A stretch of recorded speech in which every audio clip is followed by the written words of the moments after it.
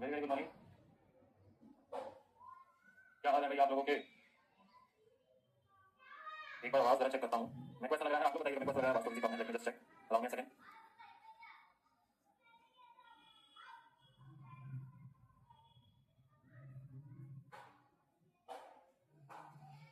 Yes, अब बताइए।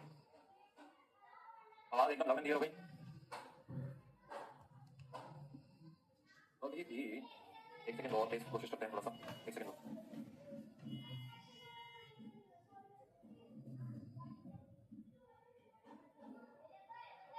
चलिए अब ठीक है, अब एकदम लाउड एंड क्लियर हो गई आवाज। चलो सर जी, हम अपने पास क्या पढ़ रहे थे बेटा? हम लोग अपने पास पढ़ रहे थे फाइनेंशियल स्टेटमेंट्स के बारे में। सर फाइनेंशियल स्टेटमेंट्स में हमने क्या पढ़ लिया था और क्या रह गया है पढ़ना, वो देखते हैं। सर फाइनेंशियल स्टेटमेंट्स में शेड्यूल 3 का डिस्कशन। फाइनेंशियल स्टेटमेंट्स में शेड्यूल 3 का डिस्कशन ऑलमोस्ट फिनिश हो गया है।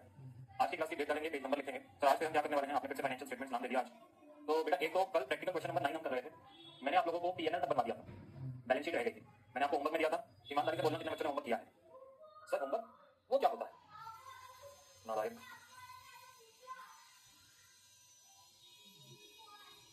डिविडेंड से रिलेटेड प्रोविजंस करेंगे और इलस्ट्रेशन नंबर 1 करेंगे, और उसके बाद हम लोग अपने पास सीएफएस कैश फ्लो स्टेटमेंट के साथ शुरू कर देंगे। सीएफएस के साथ शुरू कर देंगे। उसके बाद homework done sir, very very good लड़का। उन्हीं भी कह रहा है, अरे सर क्या बात कर दी आप, होमवर्क कर लिया है हम। चलो गुड है बेटा, आप लोग कर चुके हो, वेल एंड गुड है। इसकी जो बैलेंस शीट है प्रैक्टिकल क्वेश्चन नंबर 90, वो मैं भी आप लोगों को बिल्ड करवाऊंगा। सर हमने होमवर्क कर लिया है, आप क्यों करवा रहे हो? डबल काम है, डबल टाइम है। सुनो मेरी बात बच्चे, कुछ ऐसी चीजें होती हैं जो हमको हमारी रिस्पॉन्सिबिलिटी पता है, हमें करवाना ही है। आपने करा, आपने ट्राई किया, आपसे हो गया, बहुत बढ़िया। मतलब आप एक बहुत अच्छे लेवल पर पहुंच चुके हो शेड्यूल 3। जिनसे नहीं हुआ है या जिन्होंने ट्राई नहीं किया है, लेकिन जिन्होंने कोशिश करी नहीं हुआ, तो फिर भी अच्छे हो। जिन्होंने कोशिश नहीं करी वो तो नालायक है। वो तो आगे निकले अपने सामने नालायक, अपने नाम क्या, जो कोशिश नहीं कर रहे बैठ के, जो कहते हैं हमारे पास टाइम नहीं है। सर आपके पास होगा बहुत सारा टाइम, हमारी जिंदगी बहुत टफ है। चलो अच्छी बात है, टफ है, अभी तक फोकस करो। प्रैक्टिकल क्वेश्चन नंबर 9, कल मैंने आपको इसका पीएनएल पूरा बना दिया था। तो पीएनएल एज चलेगा, पीएनएल हम दोबारा से नहीं बना रहे हैं। हम मान रहे हैं कि हमारे पास हमारा पीएनएल हम कंस्ट्रक्ट कर चुके हैं, समझ आ गया। अब बैलेंस शीट से बनानी है। क्वेश्चन को एक बार दोबारा रीड करते हैं। क्या है? Limited was registered with the nominal capital of 10 lakh divided into shares of 100 each. The following trial balance is extracted from the books on 31st March 2012. Building machinery, closing stock, used tools, purchases, salary, director fees, rent, depreciation, bad debt, investment, interest accrued on investment, sales, outstanding expenses, provision for doubtful debt, equity share capital, general reserve, P&L account for opening balance, creditors, provision for depreciation, debenture interest, advance tax. Advance tax कहाँ जाएगा? Advance tax कहाँ जाएगा? Short term loans and advances. Short term loans and advances. Current assets. Sundry expenses, debtors, bank, 14% debentures, interest on debenture accrued but not due, interest on investment and unclaimed dividend. क्या है? You are required to prepare statement of P&L for the year ended 31st March 2012 and balance sheet as at that date. After taking into consideration the following: P&L अपन बना चुके हैं, balance sheet बनाएंगे. Closing stock is more than opening stock by 1,60,000. Provide 2 doubtful debts at the rate of 4% on returns. Make a provision for income tax at the rate of 30%. Depreciation expense included depreciation of 16,000 on building and that of 24,000 on machinery. Directors declared dividend at the rate of 25% and transfer to general reserve at the rate of 10%.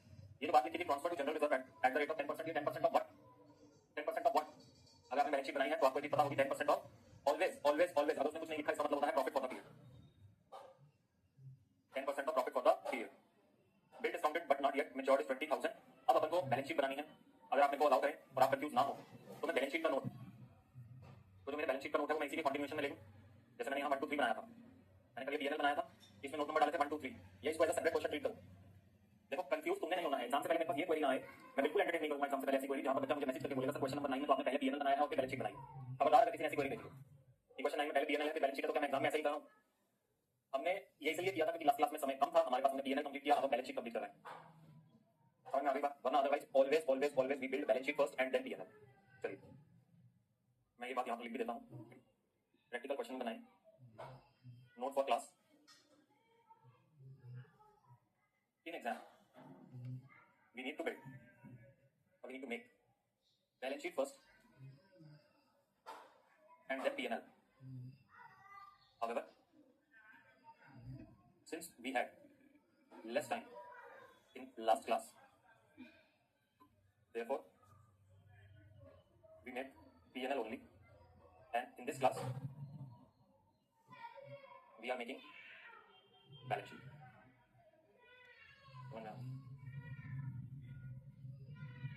समझ में आ गई बात?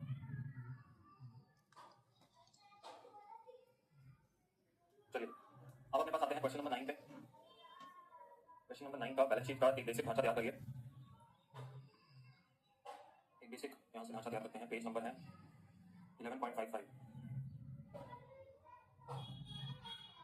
Ring limited. Balance sheet asset. 21st March 2012. Particulars, note number.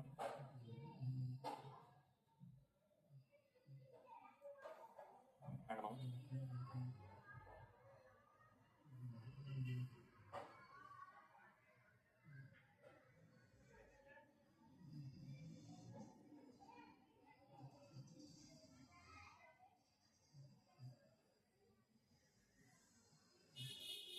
Equity and liability. Shareholders fund. Share capital. Reserve and surplus. Non-current liability. Long-term borrowings. Current liability. कोई short term borrowing है? जी नहीं sir. Trade tables हैं, other current liability है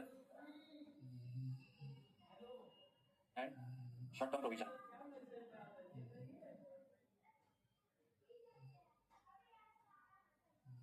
total.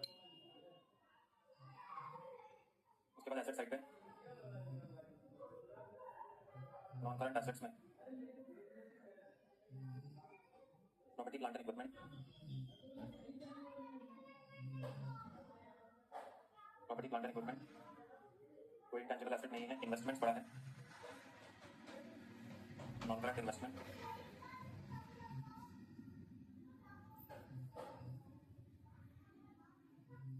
Current assets,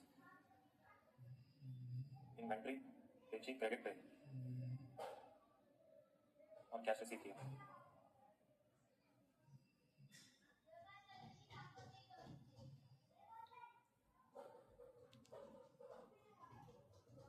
short term loans and advances और ये आ गया total. चलिए हम बेटा इस क्वेश्चन को पिछले का जो हमने हाफ पार्ट किया था, मैं उसका पार्टिनेशन नहीं बना रहा, मैं इसको इंडिविजुअल क्वेश्चन की तरह ट्रीट कर रहा हूँ। इसका नोट नंबर आपको दिखेगा 1 से शुरू होता हुआ, पीएनएल के उसके बाद आएंगे। लॉन्ग टर्म बोरिंग में 14% डिबेंचर है,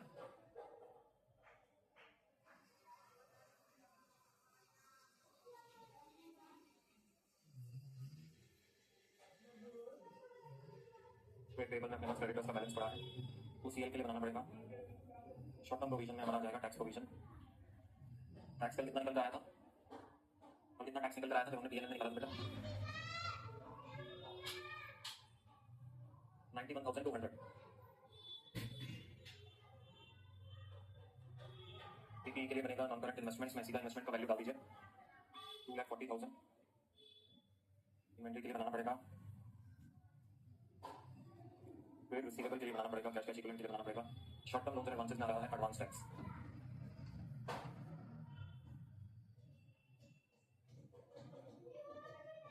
इतना काम कर लीजिए, उसके बाद हम नोट्स बनाने शुरू करेंगे।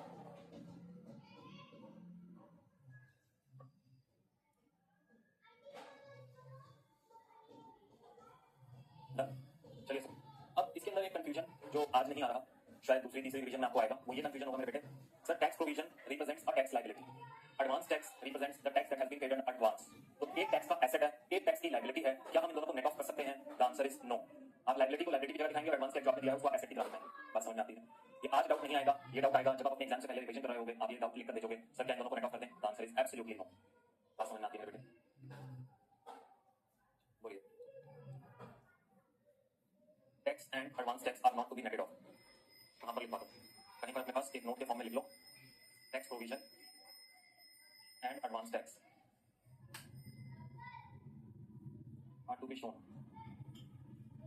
Separately and not netted of.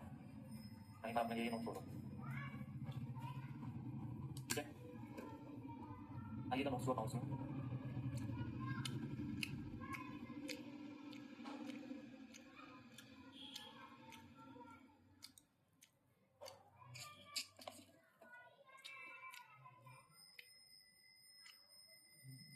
Equity share capital में हमारे पास सबसे पहले ऑथराइज्ड कैपिटल गिवन है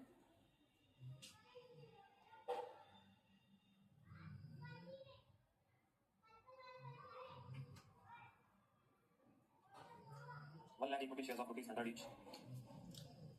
सॉरी 1 लाख नहीं हो गया, 10,000 होगा. 10,000 equity shares of rupees 100 each. ये है 10 लाख. और उसके बाद इशू कैपिटल में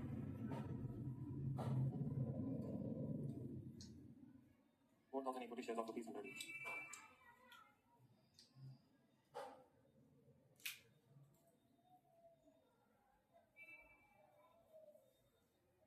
चलिए उसके बाद आता है बेटा रिजर्व एंड सरप्लस. उसके बाद आता है रिजर्व एंड सरप्लस. एक आता है जनरल रिजर्व. जनरल रिजर्व में अपन ने ट्रांसफर करना है पीएनएल से. जनरल रिजर्व का ओपनिंग बैलेंस मेरे बच्चे था 80,000 और उसने कहा था 10% is to be transfer to general reserve. 10% of profit for the period. जो भी मेरा पैट आया है उसका 10% मुझे ट्रांसफर करना है. कितना पैट है बेटा जाके अपने कल वाले सोल्यूशन में देखेंगे. इट्स 212,800 यानी 21,280.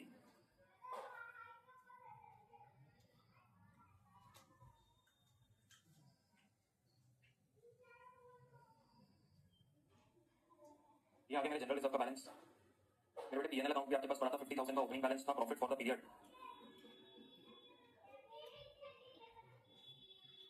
212,800 minus transfer to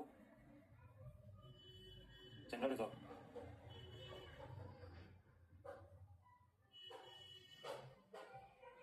that is 241,520. इसके अलावा और कोई रिजर्व जी नहीं सर जी.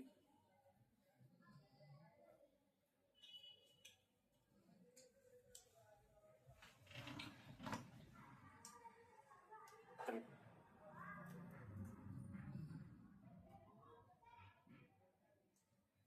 ये दोनों नंबर ऊपर कोट करके आते हैं. 4,42,800.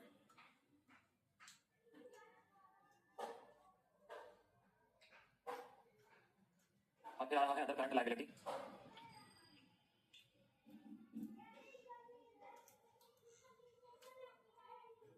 ओसीएल में क्या क्या जाएगा. एक जाएगा आउटस्टैंडिंग एक्सपेंसेस.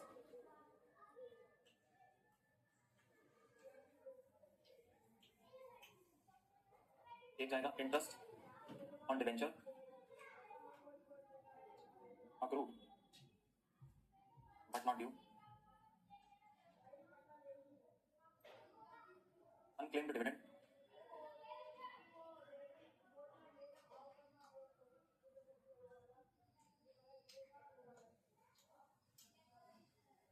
That's it. 42,000 आ गए. 42,000. CP inventory trade receivable cash and cash equivalent.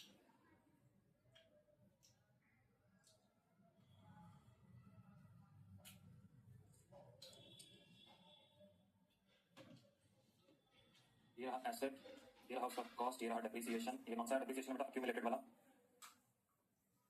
और उसका नेट लॉस.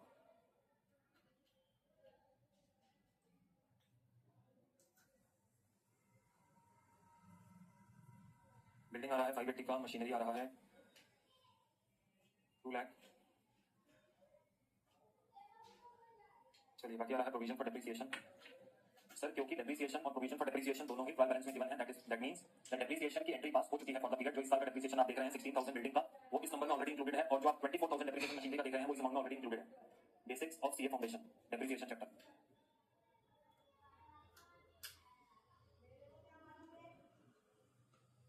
चलिए पीपी हो गया. इन्वेंट्री क्लोजिंग स्टॉक लिखा है 180 का. लूज क्लोज है 46,000 के.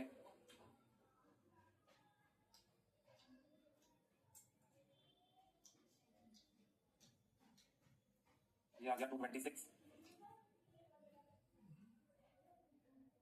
Trade receivable.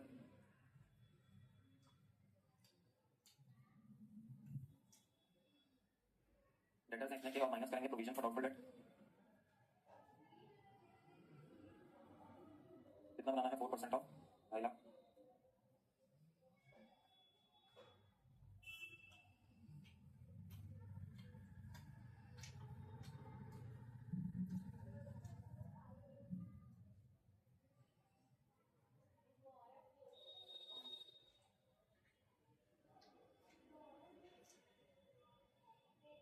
कैश और कैश इक्विवेलेंट का लिख लिया, एक और बनेगा बेटा अभी नोट्स टू अकाउंट। पहले चलो इतना लिखाते हैं ऊपर से,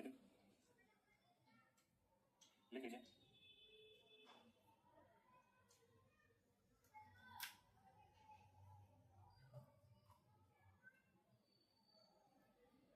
पीपी का नंबर था 570,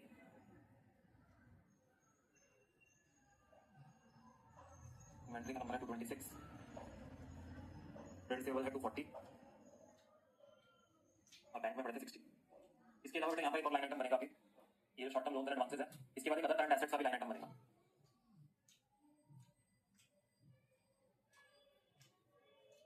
एट नोट लिखिए, अदर करंट एसेट्स आइएगा।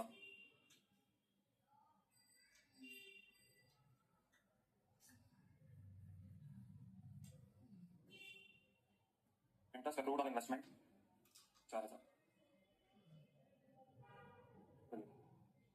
जरा आप जाकर टोटल करिएगा क्या बैलेंस शीट मैच हो रही है।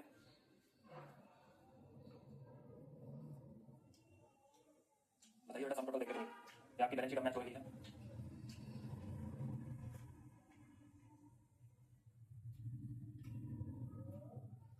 टोटल आ रहा है मेरे पास 14,60,000। यहाँ पर देखते हैं लायबिलिटी साइड में, यस सर 14,60,000 के टोटल का मेरी बैलेंस शीट जो है वो मैच कर रही है।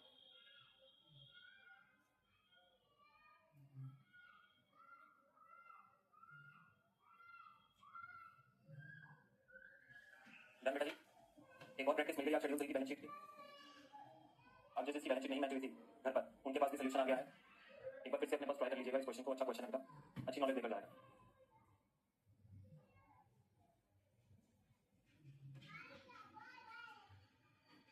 चलिए, इसके बाद अब हम अपने पास कॉन्सेप्ट्स पर मूव कर रहे हैं जो डिविडेंड रिलेटेड कॉन्सेप्ट्स हैं। यहाँ पर टॉपिक लिखिएगा डिस्ट्रीब्यूटेबल प्रॉफिट्स। टॉपिक लिखिएगा डिस्ट्रीब्यूटेबल प्रॉफिट। सर इस टॉपिक में हम क्या पढ़ने वाले हैं? बेटा इस टॉपिक में हम आपको डिविडेंड डिस्ट्रीब्यूशन के बारे में सिखाने वाले हैं। सर डिविडेंड डिस्ट्रीब्यूशन के लीगल प्रोविजन पढ़ाने वाले हो, आप कुछ लीगल प्रोविजन भी पढ़ाएंगे, कुछ प्रैक्टिकल प्रोविजन भी पढ़ाएंगे। सर लीगल प्रोविजन तो लॉ वाले सर ने भी पढ़ाए हैं, वही सेम प्रोविजन है यहाँ पे, जस्ट क्योंकि अकाउंटेंसी में वो सेम प्रोविजन आ रहे हैं तो इसलिए हम आपको भी अपनी क्लास में पढ़ाते चलेंगे। रिस्पेक्टिव आपने अकाउंट ये लॉ में पढ़ा है नहीं पढ़ा है, क्लास लगाया है नहीं लगाया है, हम आपको रिस्पेक्टिव पूरा नॉलेज देते हुए चलेंगे। चलिए सर बात समझ में आती है। तो डिस्ट्रीब्यूटेबल प्रॉफिट्स का कांसेप्ट हम क्यों पढ़ रहे हैं, जरा एक बार ओवरव्यू दे देता हूँ, फिर उसके बाद नोट्स सब कुछ है। क्वेश्चन बहुत सिंपल है जो हमें करना है। पहले ओवरव्यू मैं कहता हूँ बेटा, ए लिमिटेड एक कंपनी है, ए लिमिटेड ने अपने पास प्रॉफिट कमाया, profit for the year 3 lakh rupees. मुझे एक बात बताइए, इस 3 लाख रुपए का प्रॉफिट जो उन्होंने कमाया है, क्या ए लिमिटेड जितना चाहे उतना डिविडेंड बांट सकती है? कहने का इंटेंट ये है, उन्होंने कमाया 3 लाख, क्या वो पूरा का पूरा 3 लाख भी चाहे तो डिविडेंड बांट सकती है? भाई देखो डिविडेंड क्या चीज है, वो अपने शेयर होल्डर्स को रिवॉर्ड कर रहे हैं, उन प्रॉफिट्स को वो शेयर होल्डर्स को रिवॉर्ड कर रहे हैं, उन प्रॉफिट्स को शेयर होल्डर्स में डिस्ट्रीब्यूट कर। तो कंपनी ने अगर 3 लाख रुपए का प्रॉफिट कमाया तो क्या कंपनी पूरा का पूरा अपने पास एज डिविडेंड डिस्ट्रीब्यूट कर सकती है? The answer is yes, there is no limit. Yes company can distribute, there is no limit of maximum dividend. चलिए एक और सिनेरियो लेता हूं बेटा आपके सामने, बी लिमिटेड का। बी लिमिटेड ने 3 लाख रुपए का लॉस कमाया है और कंपनी बोले कि कंपनी 10 लाख रुपए का डिविडेंड बांटना चाहती है, तो बोलो क्या तुम्हें मंजूर होगा? यू आर रेगुलेटरी बॉडी, पहले खुद को एक रेगुलेटरी बॉडी की तरह सोचना। अगर आंसर आ जाए वेल एंड गुड, अगर रेगुलेटरी बॉडी सोचते हुए आंसर नहीं आता तो ऐसा सोचना that you are a lender to this company, तुमने लोन दिया है इस कंपनी बी लिमिटेड को। बी लिमिटेड ने लॉस इस साल जो है अपने पास इनकम किए हैं और बी लिमिटेड कह रही है लॉस होने के बावजूद हम अपने पास अपना डिविडेंड डिस्ट्रीब्यूशन करना चाहते हैं अपने इक्विटी शेयर होल्डर्स को फ्रॉम आवर एक्यूमुलेटेड प्रॉफिट्स। क्या ये आपको मंजूर होगा? क्या लॉस होते हुए भी कंपनी डिविडेंड डिस्ट्रीब्यूट कर सकती है? The answer is again yes, company dividend distribute कर सकती है, but up to a specified limit, but up to a specified limit. Sir ji क्या कहना चाहते हैं आप, जरा थोड़ा सा खुलकर बताइए, ध्यान से मेरी बात तो सुनिएगा बेटा। अगर एक कंपनी प्रॉफिट कमा रही है, वो कहती है मैं अपना 100% प्रॉफिट एज डिविडेंड डिस्ट्रीब्यूट करना चाहती हूं, हमें कोई दिक्कत नहीं। भाई कंपनी तुमने प्रॉफिट कमाया है, तुम्हारा कमाया हुआ प्रॉफिट है, तुम उसको 100% एज डिविडेंड डिस्ट्रीब्यूट कर दो, वो तुम्हारा अपना स्ट्रेटजी है बिजनेस को रन करने का। समझ में आ गई बात? जी हाँ सर जी। सेकंड सिनेरियो जो बी लिमिटेड का मैंने लिया है वो ये सिनेरियो लिया है, कंपनी तुमने अब प्रॉफिट नहीं कमाया, तुम अब एक लॉस इनकमिंग कंपनी हो, मतलब तुम लॉसेस कर रही हो और तुम ये बोल दो अगर कि सर मैं तो इन लॉसेस के होते हुए बावजूद भी अपने पास अपने शेयर होल्डर्स को डिविडेंड डिस्ट्रीब्यूट करना चाहता हूं या करना चाहती हूं, कंपनी अगर बोलती है तो बेटा एक बात बताइए, क्या वो एक सही चीज है? यार देखो सुनो मेरी बात, डिविडेंड डिस्ट्रीब्यूट करोगे कंपनी में से कैश आउटफ्लो होगा, कैश आउटफ्लो मतलब कंपनी का लिक्विडिटी कम होगा। अब इस लिक्विडिटी कम होने का डायरेक्ट इंपैक्ट किसको पड़ेगा? जो भी मेरे कंपनी के लेंडर्स होंगे, सोचकर बताइएगा, जो भी मेरे कंपनी के लेंडर्स होंगे उन पर इस डिविडेंड डिस्ट्रीब्यूशन का डायरेक्ट इंपैक्ट पड़ेगा। क्यों? क्योंकि वो ये बोलेंगे यार कंपनी वैसे तो लॉसेस इनकर कर रही है, कंपनी के पास इतना पैसा तो इस टाइम पे है नहीं कि हमारे इंटरेस्ट और प्रिंसिपल रीपेमेंट जो करवानी है वो टाइम पे कर दे, और कंपनी क्या कर रही है जो बचा कुछ पैसा है उसमें से डिविडेंड डिस्ट्रीब्यूट कर रही है, मतलब अभी अपने शेयर होल्डर्स को रिवॉर्ड कर जा रही है, जबकि शेयर होल्डर्स तो लाइन में आते ही आते हैं। अगर तुम्हें पैसा देना ही है तो सबसे पहले तुम स्टाफ की सैलरी दो, फिर तुम जो फिक्स तुम्हारे आउटस्टैंडिंग इंस्ट्रूमेंट्स हैं जैसे कि डिबेंचर्स, बॉन्ड्स, इन सब पर इंटरेस्ट दो, और अगर तुम्हारे पास पैसा बचता है तो फिर शेयर होल्डर्स को डिविडेंड दो। होना तो यही चाहिए, होना तो यही चाहिए। तो इसीलिए कंपनीज एक्ट ने कुछ प्रोविजंस डाले। कंपनीज एक्ट कहता है, मैं प्रोविजंस बताऊंगा कि अगर कंपनी डिविडेंड डिस्ट्रीब्यूट करना चाहती है तो वो किन किन रिसोर्सेज को यूज करकर डिविडेंड डिस्ट्रीब्यूट कर सकती है, और अगर मान लीजिए कंपनी के पास लॉसेस हैं या इनएडिक्वेट प्रॉफिट्स हैं, मतलब इतना प्रॉफिट नहीं है कि वो सभी को डिविडेंड देता है, तो वो अगर उस सिनेरियो में अपने पास डिविडेंड डिस्ट्रीब्यूशन करना चाहती है तो मैं बताऊंगा मैक्सिमम कितना वो अक्यूमुलेटेड रिजर्व यानी रिटेन्ड अर्निंग्स को यूज कर सकती है। भाई इस साल तुमने प्रॉफिट नहीं कमाया, कंपनी कहती है लास्ट ईयर तक मैं प्रॉफिट कमा रही थी, तो मेरे पास बहुत सारे रिटेन्ड अर्निंग्स पड़े हैं, अक्यूमुलेटेड रिजर्व्स पड़े हैं, तो मैं उस पैसे को यूज करके डिविडेंड दे दूंगी। तो अब कंपनी ने कहा ऐसा तुम नहीं कर सकती, हम बताएंगे शेयर होल्डर्स को, सॉरी हम बताएंगे कंपनीज को कि तुम मैक्सिमम डिविडेंड कितना डिस्ट्रीब्यूट कर सकते हो इन केस ऑफ लॉस और इनएडिक्वेट प्रॉफिट्स। इनएडिक्वेट प्रॉफिट्स मतलब जैसे कि कंपनी ने अपने पास कमाया 10,000 रुपए का प्रॉफिट, अब कंपनी के शेयर होल्डर्स हैं बहुत सारे, अब सभी को अगर 1 रुपए का डिविडेंड देना है, अगर 1 करोड़ शेयर है कंपनी के, सभी को 1 रुपए का डिविडेंड देना है, तो मेरे को टोटल 1 करोड़ का डिविडेंड देना, और मैंने कमाए कितने 10-15 हज़ार रुपए, तो इसको क्या बोलते हैं मेरे बेटे, इनएडिक्वेट प्रॉफिट्स। इसको क्या बोलते हैं बेटे, इनएडिक्वेट प्रॉफिट्स। बात समझ में आती है? सो यही कॉन्सेप्ट पर ये जो पूरा हमारा आज का डिस्कशन है वो बेस्ड है कि डिविडेंड कितना मैक्सिमम डिस्ट्रीब्यूट किया जा सकता है अक्यूमुलेटेड रिजर्व्स में से, क्योंकि अगर तुमने प्रॉफिट कमाया होगा, प्रॉफिट सफिशिएंट है to distribute the proposed dividend, फिर तो कोई दिक्कत ही नहीं है, तो पूरा पूरा प्रॉफिट बांट दो, हमें कोई इशू नहीं। अपने नोट्स निकालिएगा बेटा, अपने नोट्स निकालिएगा। डिविडेंड की नोटिंग आप लोग करते आए हैं, मैंने आप लोगों को कई क्लासेस पहले ये वाला होमवर्क दिया था कि डिविडेंड के नोट्स डाल दिए हैं बेटा, नोटिंग करते रहिएगा। नहीं करके आए हो तो आप क्लास में बैठकर नोटिंग मत करना, क्लास में बैठकर सिर्फ सुनने पर ध्यान देना, क्योंकि ये जो टाइम है ये लौट कर नहीं आएगा, नोटिंग तो तुम अभी भी कर लोगे, लेकिन हाँ इन नोटिंग्स को एक्यूमुलेट मत करना। मैं अभी तुमको बता देता हूँ, तुम्हारे सीनियर्स से जाकर पूछ लेना, जो नोट्स उन्होंने नहीं लिखे, जो नोट्स उन लोगों ने नहीं लिखे वो आज पछता रहे हैं कि हमने क्यों नहीं लिखे, तो नोटिंग अपनी रेगुलरली करते जाना। चलिए बेटा,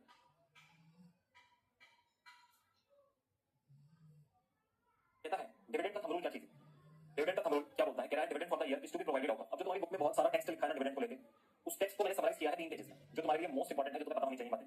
इसके अलावा जो थोड़ी बहुत थ्योरी है वो मैं बुक में से पढ़ा दूंगा आप लोगों को, रीड करवा दूंगा, वैसे मैक्सिमम बच्चों ने 9th क्लास में उसको पढ़ रखा हूं, लेकिन जो पूरा डिविडेंड या डिस्ट्रीब्यूटेबल प्रॉफिट का कांसेप्ट है उसको मैंने यहां समराइज कर दिया है, जिसका प्रैक्टिकल पार्ट आपके लिए बहुत इंपोर्टेंट है समझ।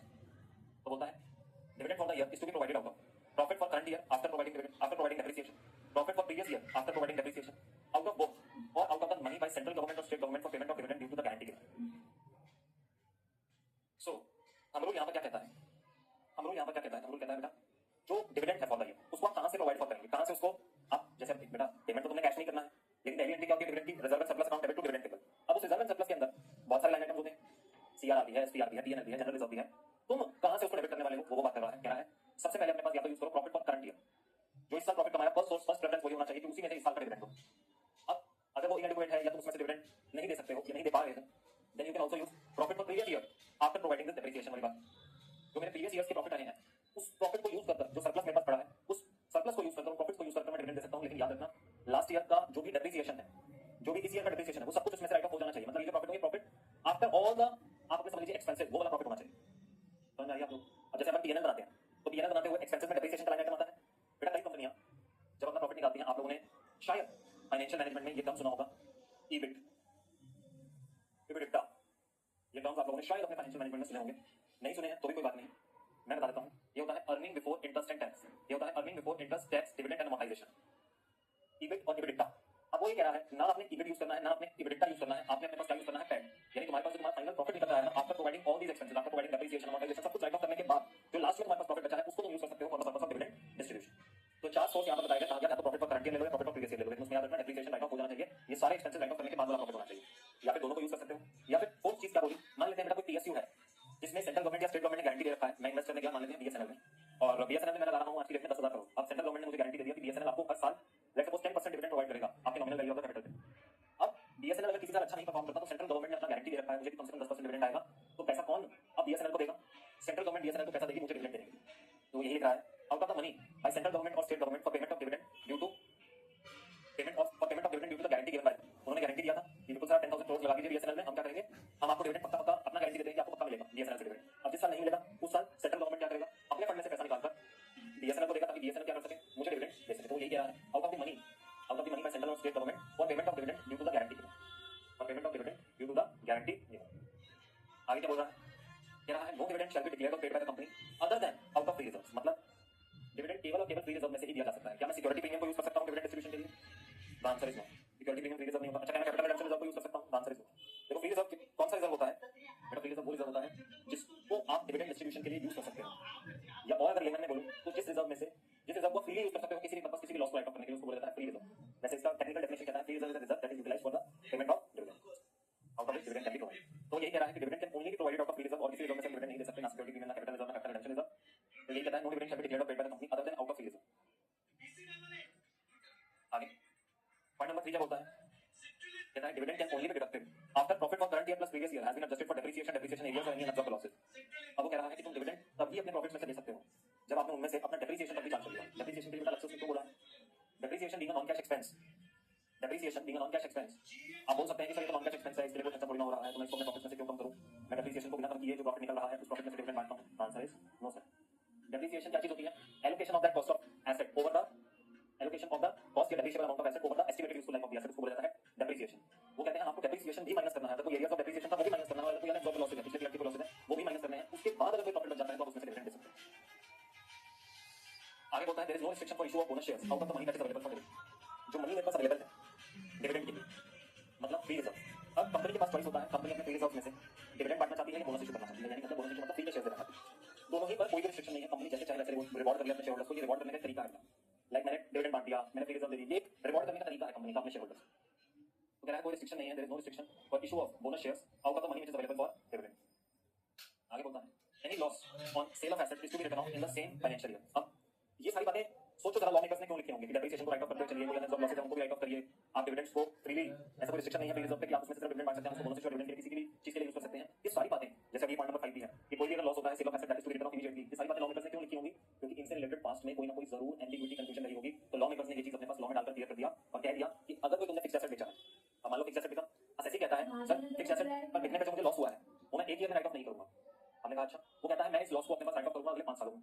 मैंने कहा बेटा क्यों, कहता है फिक्स्ड एसेट्स का जो बेनिफिट है मुझे अगले 5 सालों तक आने वाला था, उसका यूजफुल लाइफ है, इसलिए मैं इस लॉस को भी, जो sale of asset fixed asset का जो लॉस आ रहा है उसको भी अगले 5 सालों तक राइट ऑफ करूंगा। अब उससे इंपैक्ट क्या पड़ेगा, उससे इंपैक्ट पड़ेगा मेरे प्रॉफिट्स पे कि मेरे पास कितना प्रॉफिट पड़ा है डिविडेंड डिस्ट्रीब्यूशन के लिए। तो लॉ मेकर्स ने क्या लिखा, लॉ मेकर्स ने क्लियर कर दी ये बात लिखकर कि अगर कोई भी लॉस आता है on sale of any asset तो आप उस लॉस को इमीडिएटली पूरा राइट ऑफ करेंगे अपने बीएनएल में से, BNL for the current year में से, और उसके बाद देखेंगे आपके पास कितना प्रॉफिट बचता है जिसमें से आप डिविडेंड डिस्ट्रीब्यूट करने वाले हैं। आप उस लॉस को अबॉर्शन नहीं करेंगे, ये नहीं बोलेंगे कि अगले 5 सालों पे अगले 10 सालों पे इसको पोर्शन कर देते हैं, आंसर इज नो। आप उसको इमीडिएटली अपने पास उसी लॉस को देना है राइट ऑफ करो। चलिए ये सबसे इंपॉर्टेंट बात है, पॉइंट नंबर 6।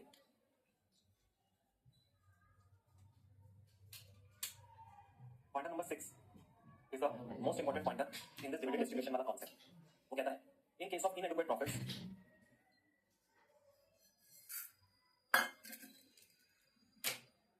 देखिएगा वो कहता है in case of inadequate profits or losses in an year dividend can be paid out of accumulated profits provided। उसमें कुछ कंडीशन लगा। अब जैसे मैं आपके साथ एग्जांपल लेता हूं, बेटा बी लिमिटेड है, बी लिमिटेड के पास लॉस आया 3 लाख रुपीस, बी लिमिटेड है, बी लिमिटेड के पास लॉस आया है 3 लाख रुपीस का, तो अब क्या वो डिविडेंड डिस्ट्रीब्यूट कर सकता है, लॉस आया है करंट ईयर वाला 3 लाख का, आंसर इज नो सर, वो अपने पास डिविडेंड डिस्ट्रीब्यूट नहीं कर सकता। अच्छा तो सर अगर उसको शेयर होल्डर्स को रिवॉर्ड करना हो तो कैसे करें, किसी ने बोला कि सर उसके पास ना अक्यूमुलेटेड प्रॉफिट्स पड़े हैं उसको यूज कर ले। मैंने कहा बेटा क्या अक्यूमुलेटेड प्रॉफिट्स को अनलिमिटेड यूज अलाउ कर दूं, ये जितना चाहे उतना अगर डिविडेंड बांट दे, तो ये तो बेटा एक फ्रॉड वाली स्ट्रेटजी बन जाएगी। कैसे फ्रॉड वाली स्ट्रेटजी बन जाएगी, देखिएगा मैं कहता हूं ये मेरी एक सिंपल सी बैलेंस शीट है, यहाँ पे शेयर कैपिटल है 10 लाख रुपए का, लेट्स सपोज यहाँ पर रिजर्व सरप्लस पड़ा है 5 लाख रुपए का, और मेरे पास जो मेरा करंट ईयर का प्रॉफिट आ रहा है वो प्रॉफिट आ रहा है 3 लाख रुपए का, और यहाँ पर मेरे पास मेरे एसेट्स पड़े हुए हैं लेट्स सपोज 5 लाख रुपए के, और मेरे पास मेरा कैश पड़ा हुआ है 7 लाख रुपए। अब इसको इस साल में लॉस हुआ है, क्या ये अपना डिविडेंड डिस्ट्रीब्यूट कर सकता है करंट ईयर का, प्राइम ऑफ एसी नो, लेकिन फिर भी ये कहे कि इसको डिविडेंड डिस्ट्रीब्यूट करना ही करना है, तो हम इसे बोलेंगे कि चल भाई ठीक है तू अपने एक्यूमुलेटेड प्रॉफिट्स को यूज कर ले, तेरे रिजर्व सरप्लस में बैठे हुए हैं, ठीक है। अब इन एक्यूमुलेटेड प्रॉफिट्स को जब यूज करने जाएगा क्या मैं उसको ये अलाउ कर दूं कि तो पूरा 5 लाख यूज कर ले, मतलब क्या मैं उसको ये अलाउ कर दूं कि शेयर कैपिटल पर जो 10 लाख रुपए का कैपिटल है तो 50% डिविडेंड डिस्ट्रीब्यूट कर दे, मतलब शेयर कैपिटल पे बोल dividend eight the rate of 50% और 80 बारी में अपना पूरा का पूरा रिजर्व सरप्लस अप्लाई कर दे। अगर मैंने उसको ऐसा अलाउ कर दिया ना करना, तुम जरा सोचना इस बारे में तुम्हारी पोजीशन कैसी दिखेगी बैलेंस शीट की। तुमने शेयर कैपिटल में ये कर दिया, रिजर्व सरप्लस खत्म, प्रॉफिट्स तुम्हारे आ गए हैं नेगेटिव 3 लाख रुपए के, एसेट्स 5 लाख रुपए के, और कैश तुम्हारा रह जाएगा 2 लाख। जरा अपने बैलेंस शीट का सिचुएशन देखो क्या हुआ है। क्या कोई भी लेंडर, अभी तो मैंने चलो लेंडर इसमें लिया नहीं कि कोई लोन वाला यहाँ बैठा है, क्या कोई भी लेंडर इस चीज को बर्दाश्त करेगा कि 7 लाख के कैश में से 5 लाख का तुमने डिविडेंड दे दिया, वो कहेगा सर आप बड़े स्मार्ट हो क्योंकि आप शेयर होल्डर हो तो आप अपना ही डिविडेंड डिस्ट्रीब्यूट करके अपने ही कर ले गए, और जो मेरा पैसा था वो अब मैं कंपनी से लेके लूं। प्रॉब्लम स्टेटमेंट समझ में आ रही है पहले तो, इसलिए कंपनी ने कहा कि हम यहाँ पर इसका 100% यूजर अलाउ नहीं करेंगे, हम यहाँ लिमिट्स लगाएंगे कि वो मैक्सिमम कितना यूटिलाइज कर सकता है, इन चीजों को लेकर लिमिट्स लगाएंगे, और उन लिमिट्स में रहते हुए ही केवल डिविडेंड डिस्ट्रीब्यूशन किया जा सकता है। सर क्या लिमिट्स लगाएगा, देखिएगा कहता है इन केस ऑफ इनएडिक्वेट प्रॉफिट और लॉस इन अ ईयर, अगर कभी इनएडिक्वेट प्रॉफिट होता है या फिर लॉस होता है एक साल में, dividend can be paid out of accumulated profits provided. आप एक्यूमुलेटेड प्रॉफिट्स को यूज कर सकते हैं डिविडेंड डिस्ट्रीब्यूशन के लिए, provided the rate of dividend is less than और equal to the average rate of dividend of last 3 years.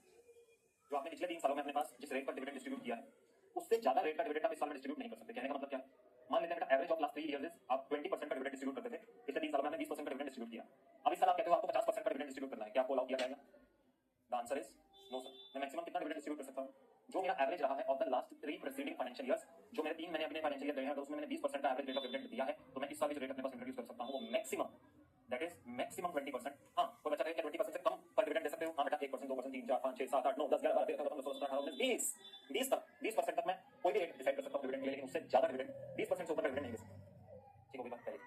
दूसरी बात कहता है the amount withdrawn from reserve should not exceed, हमने क्या किया, less than or equal to 1/10 of the paid up share capital plus free reserve as per last audited financial statements। 1/10 से ज्यादा आप विड्रॉल नहीं कर सकते। जैसे अगर मेरा शेयर कैपिटल है 10 का, फ्री रिजर्व है 5 के, तो मैं मैक्सिमम विड्रॉल कितना कर सकता हूँ? इसका 1/10 यानी 1,50,000 में मैक्सिमम विड्रॉल कर सकता हूँ रिजर्व में से। इससे ज्यादा मैं विड्रॉल नहीं कर सकता। इससे कम कर सकता हूँ बट इससे ज्यादा नहीं कर सकता। बात समझ में आती है? बात समझ में आती है? चलिए जी। हाँ सर, वॉशरूम में है। यूटिलाइजेशन ऑफ अमाउंट विड्रॉ, जो मैं अपना अमाउंट विड्रॉ कर रहा हूँ, अब उसका यूटिलाइजेशन कैसे कैसे किया जाए? अब जैसे मैंने ये 1,50,000 निकाल लिया, अब इस 1,50,000 का मैं करूंगा क्या बेटा? पहले तो अगर मेरे पास कोई लॉस इनकम हुआ है इन द फाइनेंशियल ईयर, इस फाइनेंशियल ईयर का कोई लॉस है, तो जो मैंने रिजर्व में से पैसा निकाला है सबसे पहले मैं उसका लॉस राइट ऑफ करूंगा। दूसरा काम, मैं इक्विटी डिविडेंड को देने से पहले ये देखूंगा प्रेफरेंस वाले को नहीं सेट करेंगे जिनको डिविडेंड है, तो अमाउंट विड्रॉ को first dividend of the remaining amount dividend preference dividend to be paid before equity dividend आपको हमेशा याद रखिए। प्रेफरेंस वाले इक्विटी वालों को डिविडेंड लेने ही नहीं देंगे।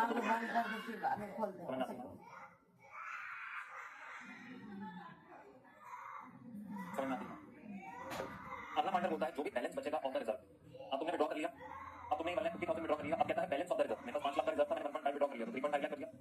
This should be greater than equal to, मतलब ये it should not fall below 15% of paid up share capital as per last audited financial statement. मतलब विड्रॉ करने के बाद जो रिजर्व का बैलेंस है वो 15% of paid up share capital, मेरे क्वेश्चन में कितना था 10 लाख, वो 1.5 लाख से नीचे नहीं जाना चाहिए। वो 1.5 लाख से नीचे नहीं जाना चाहिए, 15% of the paid up share capital से नीचे नहीं जाना चाहिए रिजर्व का बैलेंस आफ्टर विड्रॉ। मैं क्वेश्चन कराऊंगा ना, सारी बातें आपको प्रैक्टिकली समझ में आ जाएगी, घबराना मत। ठीक होगी बात? और आखिरी बोल रहा है no dividend can be paid और declared unless loss depreciation of previous year are set off against the profit of current year.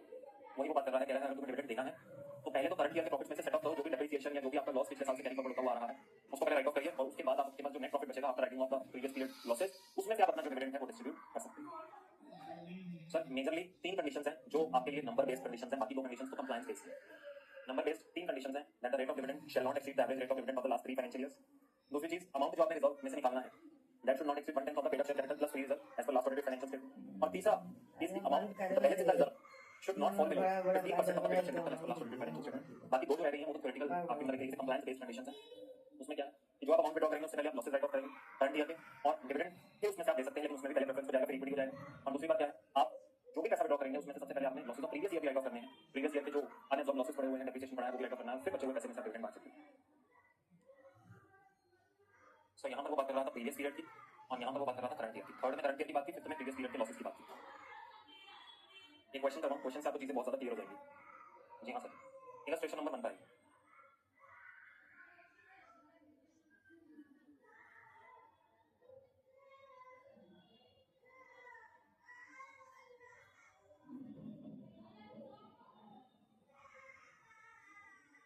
Page number 11.23।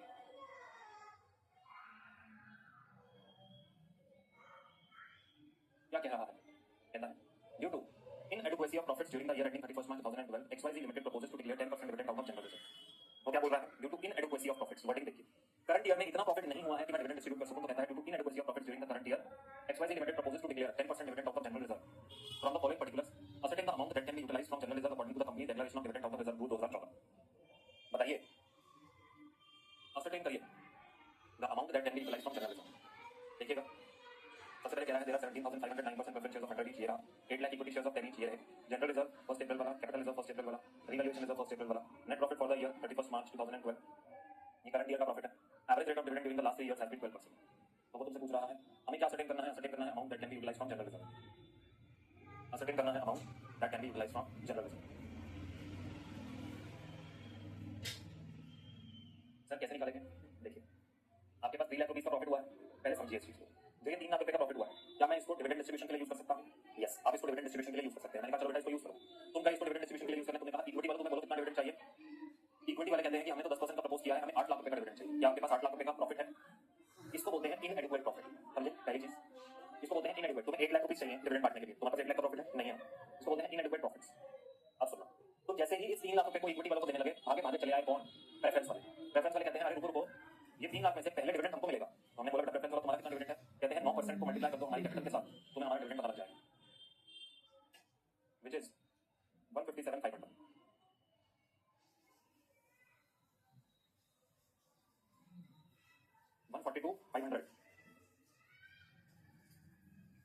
142,500 is the amount of profit remaining after preference dividend। ये preference वाला dividend हो गया।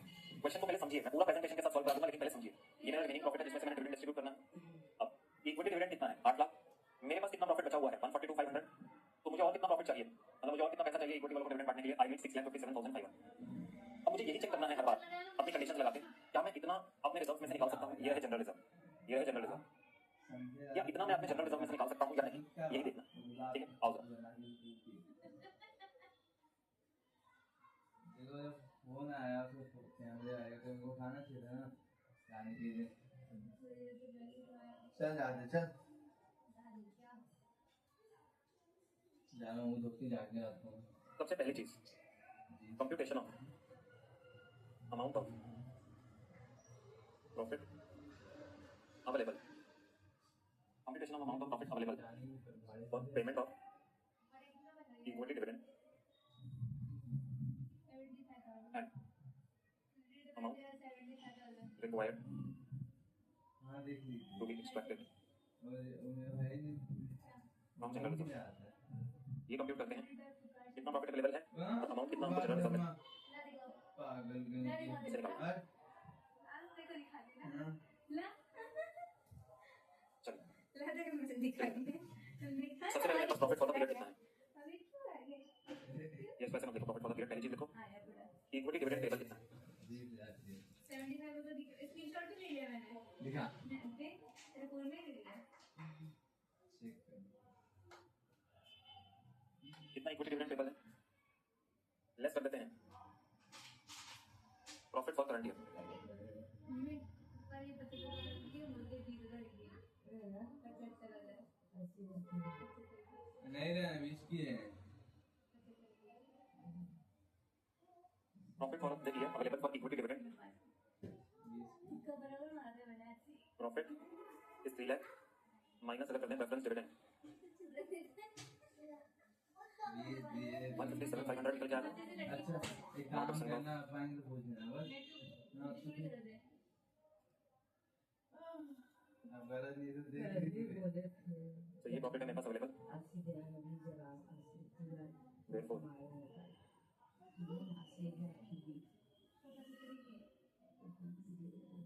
amount to be extracted from general reserve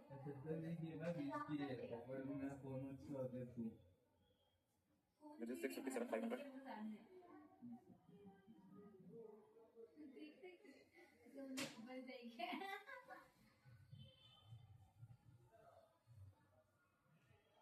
मेरे phone में lock क्यों नहीं होता है सब पे? चलिए लिख लीजिए। अब मुझे कंडीशन सेटिस्फाई करवानी है, क्या मैं इतना पैसा निकाल सकता हूँ या नहीं निकाल सकता। मेरा चार्जिंग लगा दिया अपने फोन में। रोटियां सब गया के दे रहे हैं का अरे से खा वो क्या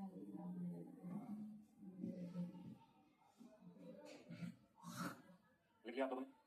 जी हाँ, अब कंडीशन सेटिस्फाई करवाते हैं। लिखिएगा तो चलाओ, सेकंड में है रिमोट एडिशन सिस्टम। मांगना हो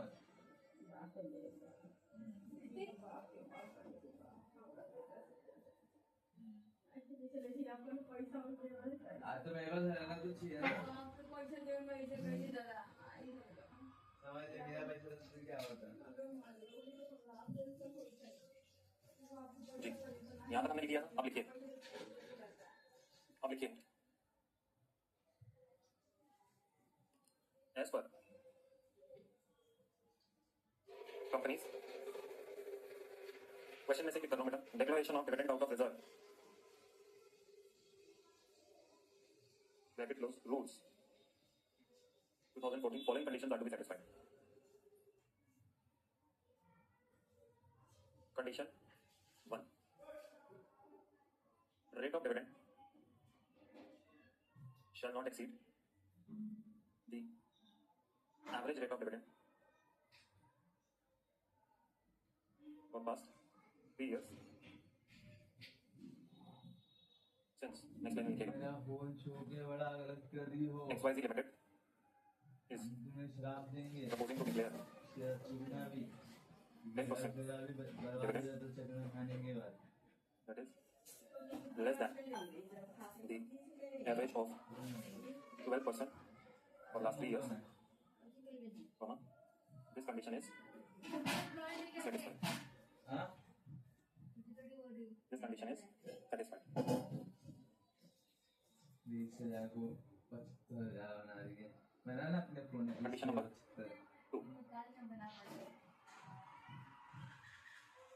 Amount to be withdrawn out of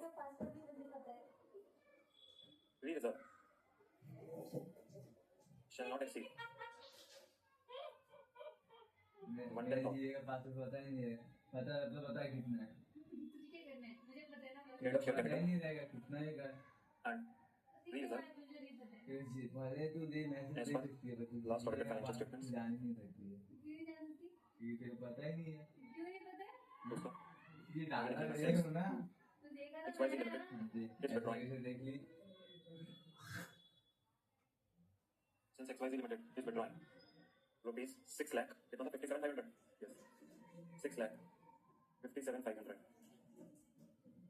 which is less than dash के बाद लिखिएगा ब्रैकेट डाल के 1/10 of date of share capital में क्या क्या आ जाएगा एक तो प्रेफरेंस आ गया एक इक्विटी आ गया और फ्री रिजर्व में आ जाएगा सिर्फ general reserve capital reserve free reserve नहीं होता ना ही रीवैल्यूएशन रिजर्व मेरा फ्री रिजर्व होता है ये कितना आ गया 1750 प्लस 80 लाख प्लस 25 यहाँ पे तो एक चीज कर सकती है मेरा अंगूठा। which is less than 12,25,000 full stop hence this condition is satisfied अंगूठा हटाना पड़ेगा। तेज लगना पड़ेगा। आँख बंद रहेगा और खुलेगा नहीं। condition number 3 condition number 3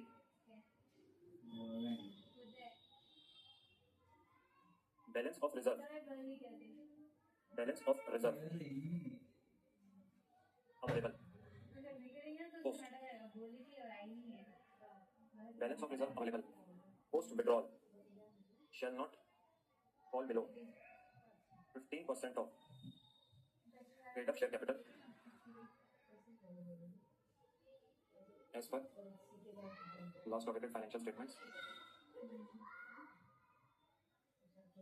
पहले हमने वो जब ढूंढा था हाँ उसमें मैंने कहीं और दे दिए इसमें लिए in present scenario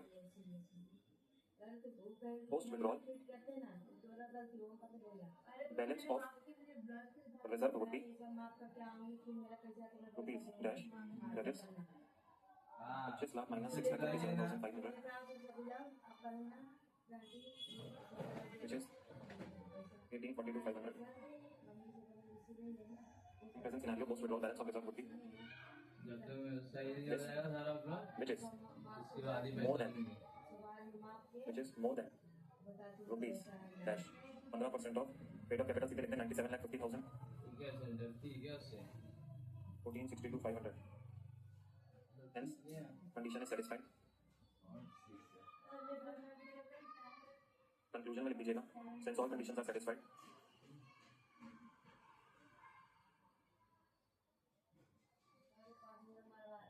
since all conditions are satisfied therefore XYZ Limited खर्चा हुआ है can withdraw हाँ it can withdraw rupees 6,57,500 out of free reserve for distribution of dividend बोले नहीं मैं तेरे से पूछा लू कि नहीं लू नहीं नहीं भी रहता ना तो मैं अपने घर पे लेने आ रहा था हाँ इसलिए पूछा तेरे अकाउंट में देगा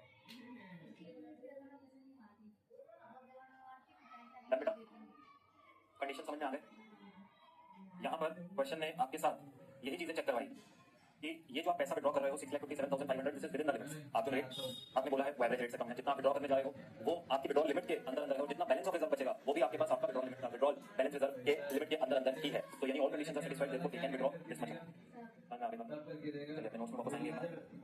एंट्री होगा ना आगे क्या बोलता है डिविडेंड के नोट्स? देगा आगे बेटा से काफी इंटरनल डिविडेंड की बात पॉइंट नंबर 7 में बताई गई है। इसको देख लेते हैं, थोड़ा सा थ्योरी क्वेश्चन है उसको खत्म करेंगे।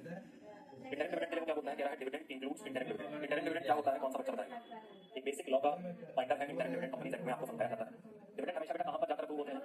बोर्ड ने अगर डिक्लेयर भी किया तो अप्रूव कौन करता है उस डिविडेंड को? कंपनी के शेयर होल्डर्स अप्रूव करते हैं। बोर्ड ने कह दिया 10% डिविडेंड देना है, कंपनी के जो शेयर होल्डर होंगे वो एजीएम में उस बात को अप्रूव करेंगे तभी डिविडेंड डिक्लेयर किया जा सकता है।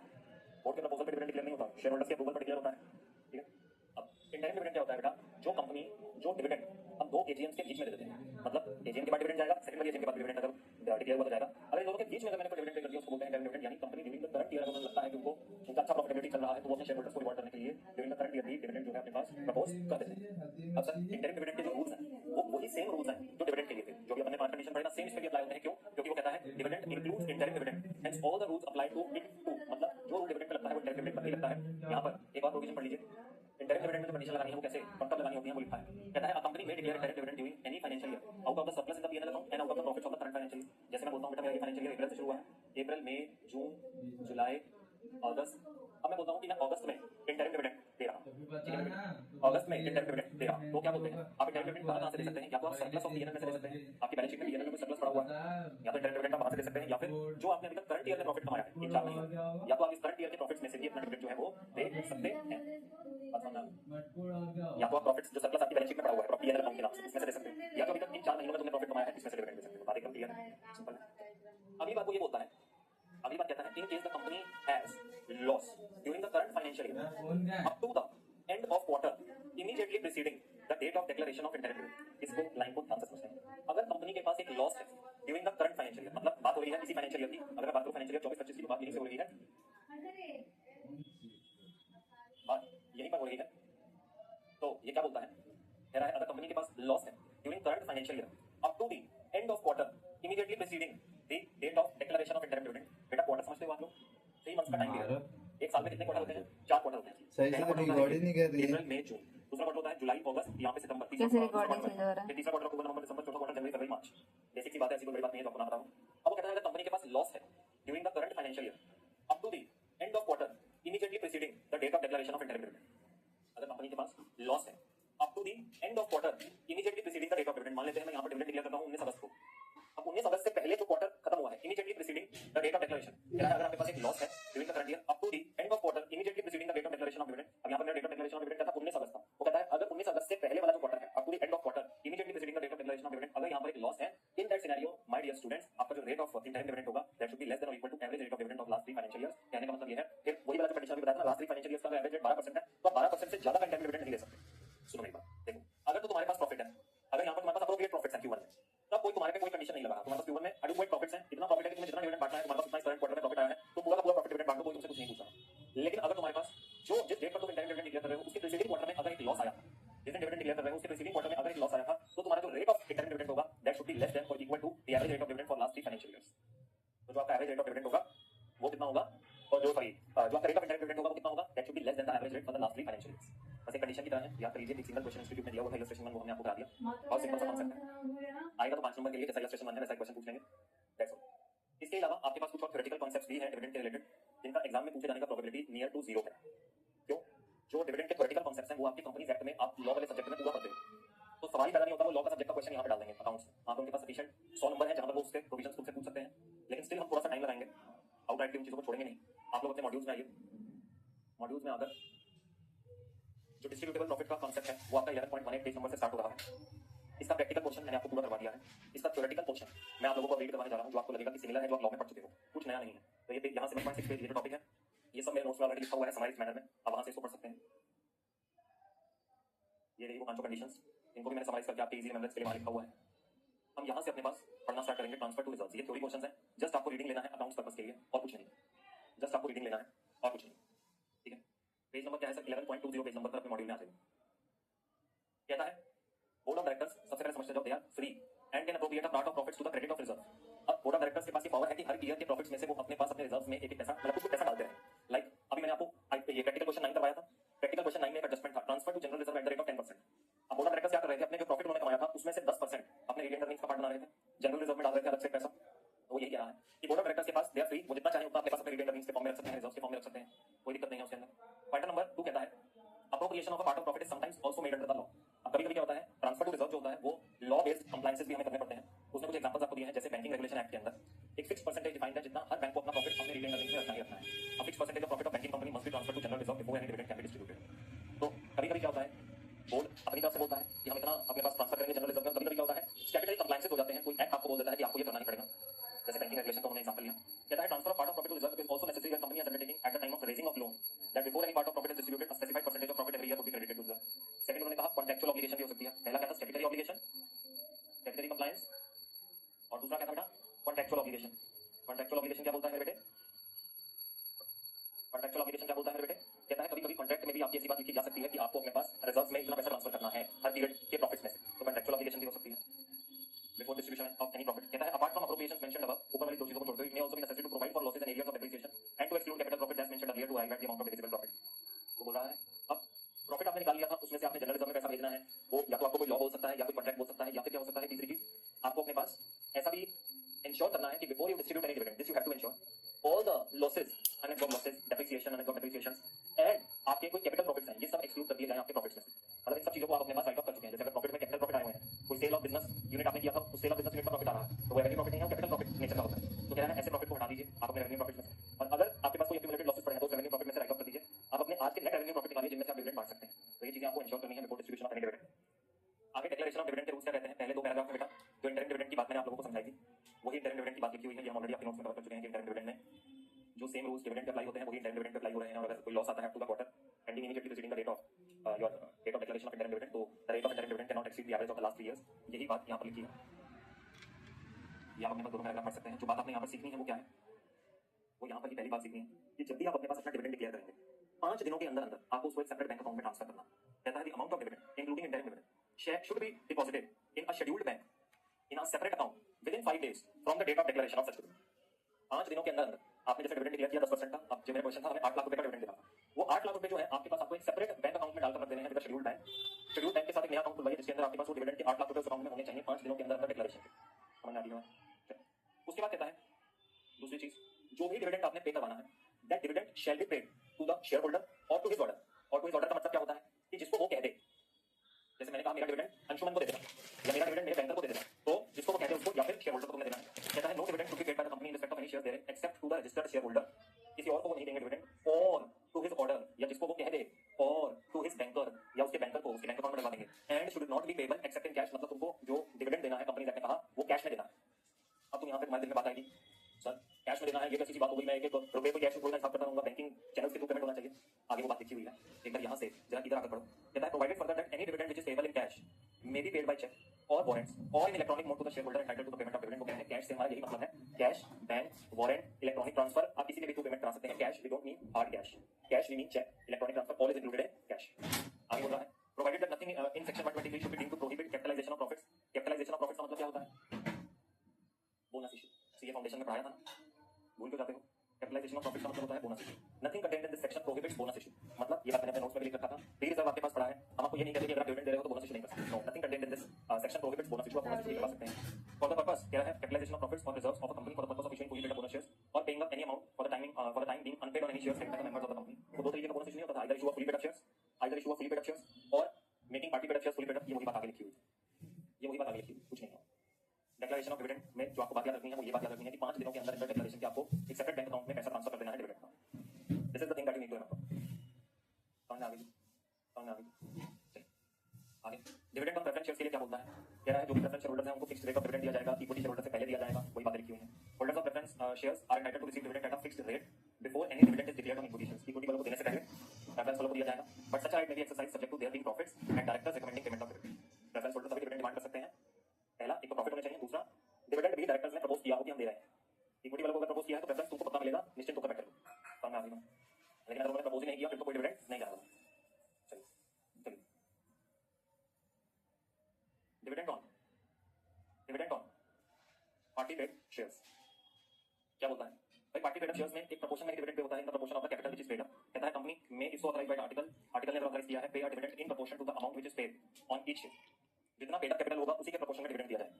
मतलब अगर कंपनी के पास लेट्स सपोज 1000 शेयर्स हैं 10 रुपए वाले, और कंपनी के पास 500 शेयर्स हैं जिनमें 5 रुपए मंगवा रखा है, अभी 5 रुपीस पेड अप है और 5 रुपए अनपेड है, और कंपनी अगर 10% का डिविडेंड डिक्लेयर करती है, कंपनी अगर कहती है हम डिविडेंड डिक्लेयर कर रहे हैं 10% का, इन दैट रुपए जिन्होंने दे रखे हैं उनको 1000 शेयर्स पे 1 रुपए के हिसाब से डिविडेंड मिलेगा, और जिन 500 शेयर्स वालों में 5 रुपए दे रखा है उनको 10% of their paid up value, जितना उनका पेड अप वैल्यू है उस पर डिविडेंड मिलेगा। तो ये कितना हो गया 1250 कंपनी का टोटल डिविडेंड हो गया जो कंपनी डिस्ट्रीब्यूट करेगी। तो यहाँ क्या सिखाना चाह रहे हैं आपको, dividend is paid in proportion to the paid up share capital, dividend is paid in proportion to the paid up share capital.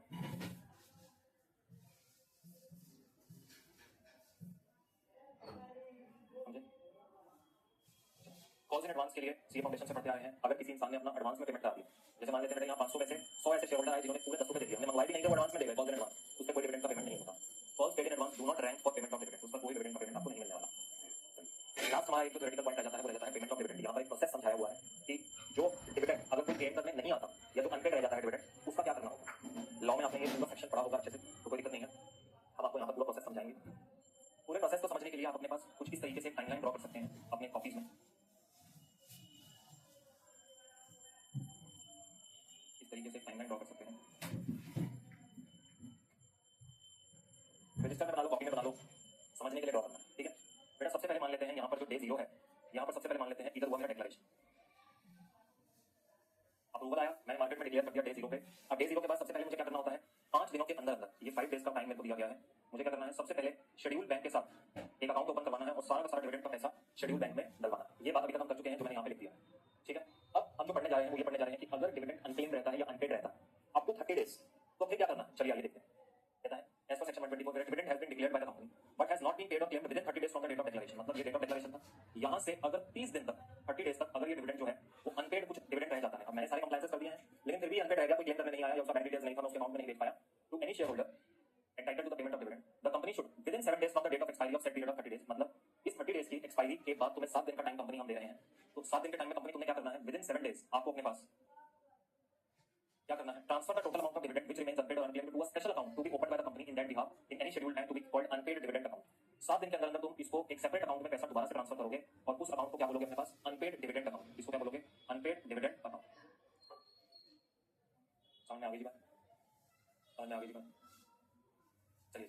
तो ये यहाँ पर क्या बोल रहा है, कह रहा है अगर कोई शेयर होल्डर क्लेम करने नहीं आता up to 30 days on the date of declaration, तो इसको एक सेपरेट अकाउंट में डालिए विद 7 डेज, इसको आप बोलेंगे अनपेड डिविडेंड अकाउंट। अब सर यहाँ पर ट्रांसफर के बाद आपको 90 डेज का समय दिया जाएगा किस चीज के लिए, the company should within a period of 90 days from making any transfer of any amount under this section to unpaid dividend account. एक स्टेटमेंट बनाइए, उस स्टेटमेंट में नाम, पता, लास्ट नोन एड्रेस वो सब लिखिए और उस स्टेटमेंट को पब्लिश करवाइए उन शेयर होल्डर्स की जिन्होंने अभी तक डिविडेंड क्लेम नहीं किया है।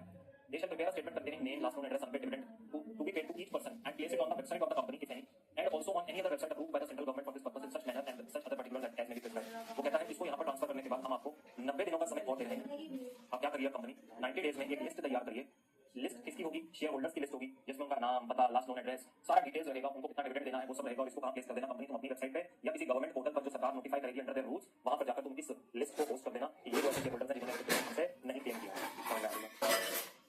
आगे कंपनी को अब उस पर कंप्लेंट लगाया जा रहा है, कंपनी को समझाया जा रहा है अगर तुमने कोई डिफॉल्ट किया, ऐसा कुछ भी काम करने में, लाइक तुमने 7 डेज तुम्हारे 30 डेज तक अनक्लेम रहा, तुमने अगर अगले 7 दिनों में उसको एक सेपरेट अकाउंट में नहीं डाला तो फिर तुम पर पेनल्टी लगाएंगे हम। किस चीज की, 12%। कहता है default is made in transferring the total amount of part of unpaired dividend account. तुम्हें 7 दिन का टाइम था, कंपनी तुमने 7 दिन में क्या करना था, जैसे वो 30 दिन तक नहीं क्लेम करना है तो 7 दिन में तुमने सेपरेट अकाउंट में पैसे को रखना था, अगर तुमने नहीं रखा तो तुम्हें 12% का पेनल्टी लगाएंगे of the amount of dividend that you have not paid. It should from the date of such default, it should pay from the date of such default interest on so much of the amount as has not been transferred to the said account at the rate of 12% per annum, and the interest accruing on such amount should ensure to the benefits of the member of the company in proportion to the amount remaining unpaid to them। वो क्या बोलता है, ध्यान से मेरी बात को सुनिएगा। कहता है interest on so much of the amount as has not been transferred। अब मान लीजिए आपने 2 लाख ट्रांसफर करना है, आपने 1 लाख किया, 1 लाख आपने ट्रांसफर नहीं किया सेपरेट अकाउंट, तो कहते हैं जब ये 7 दिन का पीरियड खत्म हो जाएगा ना, वहां से लेकर till the time transfer this money, ये 1 लाख की जब तक ट्रांसफर नहीं करते तो तुम्हें 12% का इंटरेस्ट लगाया जाएगा एंड ये जो इंटरेस्ट अक्रू होगा this will be accruing to the benefit of the member जिसका तुमने डिविडेंड अभी तक इस सेपरेट अकाउंट में नहीं डाला है। So this will accrue to the benefit of the member of the company in proportion to the amount remaining unpaid to them. आगे क्या होगा, अब वो कहता है अगर किसी पर्सन को इन लिस्टेड जो हमने बोला था कि वेबसाइट पर ये लिस्ट बनाकर देना या गवर्नमेंट वेबसाइट पर ये लिस्ट डाल देना, वहां से पता लगता है कि उसका डिविडेंड अनक्लेम्ड है तो वो आकर कंपनी से उस डिविडेंड को क्लेम कर सकता है। Any person claiming to may apply to the company for payment of the money claim।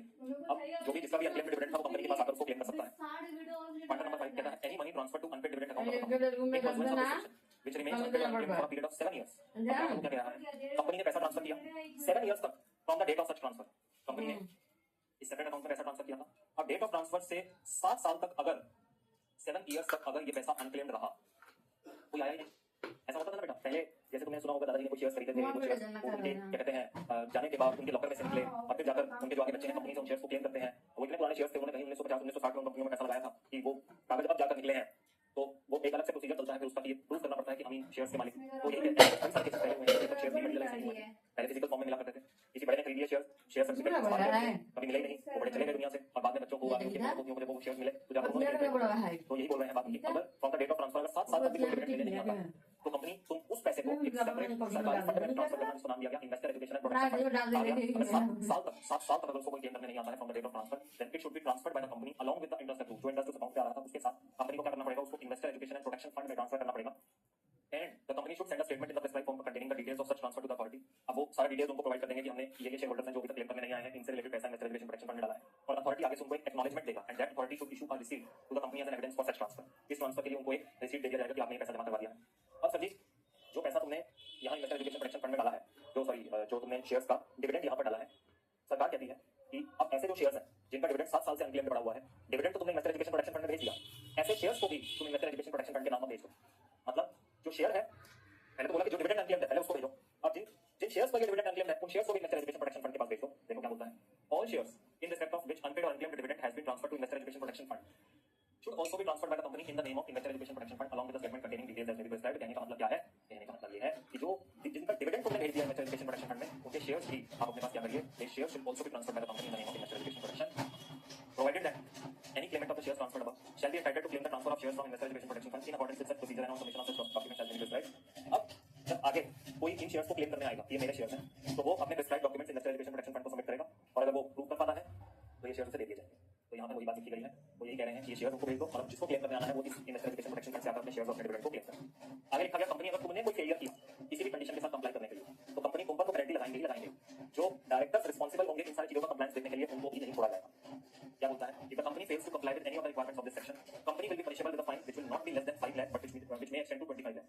Company को बोला गया तुम पे 5 से 25 लाख तक का पेनल्टी लगाया जा सकता है, और आगे बोला गया every officer of the company who is in default will be punishable with a fine which will not be less than 1 lakh but which may extend to 5 lakh।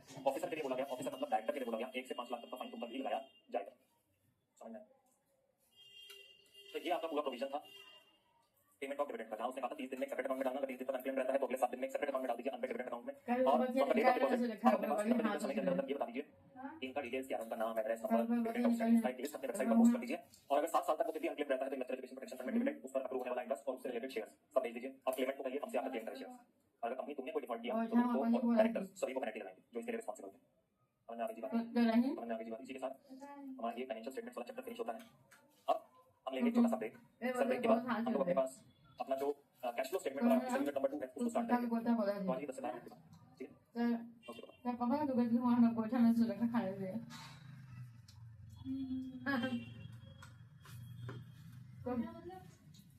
不非常，假期的呢，你看哈身上，我看，你看不是他的，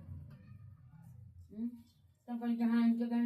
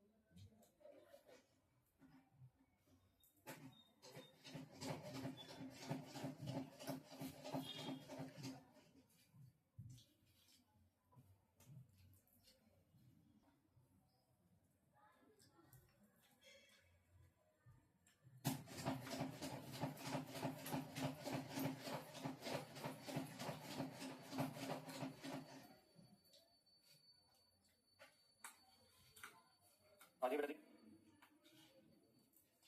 welcome back, welcome back.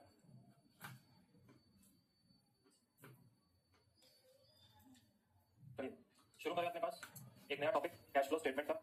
जी हाँ sir जी, बहुत ही amazing topic है बेटा, बहुत scoring topic है ये cash flow statement. अगर 10 number के लिए तुमको एग्जाम में मिलता है then you are very very lucky. ये एक ऐसा टॉपिक है जिसमें नंबर मतलब कोई किसी भी स्टूडेंट के नहीं कटते, है इतना सिंपल, बस एक बेसिक समझ में आ गया तो कैश फ्लो स्टेटमेंट 100% करेक्ट जाएगा ही जाएगा। सबसे पहले बेटा मैं आप लोगों को एक ओवरव्यू दे दूं, जो अभी हम पढ़ने जा रहे हैं कैश फ्लो स्टेटमेंट, उसको आपके इंस्टीट्यूट ने किस तरीके से आपके कोर्स में इंक्लूड किया हुआ, ठीक है? सुनिए बेटा मेरी बात, एक ओवरव्यू देता हूँ आप लोगों को। जो ये कैश फ्लो स्टेटमेंट है ये अगेन अमेल्गमेशन की तरह ही है। एक आपके पास एएस है जिसको बोलते हैं एएस 3 कैश फ्लो स्टेटमेंट, और एक आपके पास बेटा आपके प्रैक्टिकल क्वेश्चंस हैं इस एएस से रिलेटेड। मुझे अब ये दिए कैसे हुए हैं, दो पार्ट्स में ही दिए हुए हैं। देखो है एक ही चीज, है एक ही चीज है तो एक्चुअली में एएस 3 लेकिन इंस्टीट्यूट ने एएस 3 का प्रैक्टिकल पोर्शन अलग कर दिया और जो बाकी एक दो थ्योरेटिकल पॉइंट्स थे उसको अलग कर दिया। अब जो अभी हम आपको पढ़ाएंगे वो हम आपको पढ़ा रहे हैं प्रैक्टिकल क्वेश्चन, मतलब प्रैक्टिकल क्वेश्चन का सारा जो भी सब कुछ पढ़ाएंगे वो आपका कवर होता है बेटा चैप्टर नंबर 11 यूनिट नंबर 2, ठीक है। इसके अलावा आप कुछ एडिशनल थ्योरेटिकल बातें भी देखेंगे जो आपके अलग से इंस्टीट्यूट ने डाली हुई हैं चैप्टर नंबर 4 यूनिट नंबर 2 में है।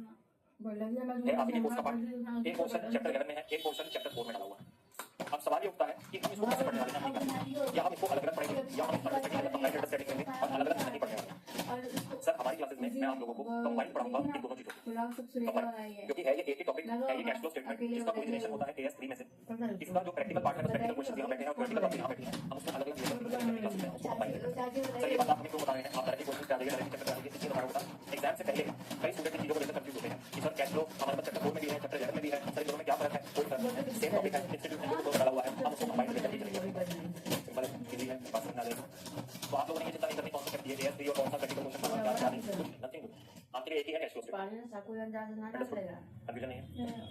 अब आज की क्लास में हम लोग क्या करने वाले हैं, आज की क्लास के अंदर बेटा आज की क्लास का होना देखिएगा हम आपको एक बेसिक ओवरव्यू देंगे। सबसे पहले कैश फ्लो स्टेटमेंट होता क्या है, basic overview of CFS cash flow statement, what is CFS और क्यों बना रहे हैं, क्या बना रहे हैं, क्या पर्पस अचीव करना चाह रहे हैं। उसके बाद हम आपको कैश फ्लो स्टेटमेंट की डिफरेंट एक्टिविटीज जैसे कि ऑपरेटिंग एक्टिविटी, कई बच्चों ने 12th क्लास में पढ़ा होता है cash flow statement, operating activity, investing activity और फाइनेंसिंग एक्टिविटी का डिटेल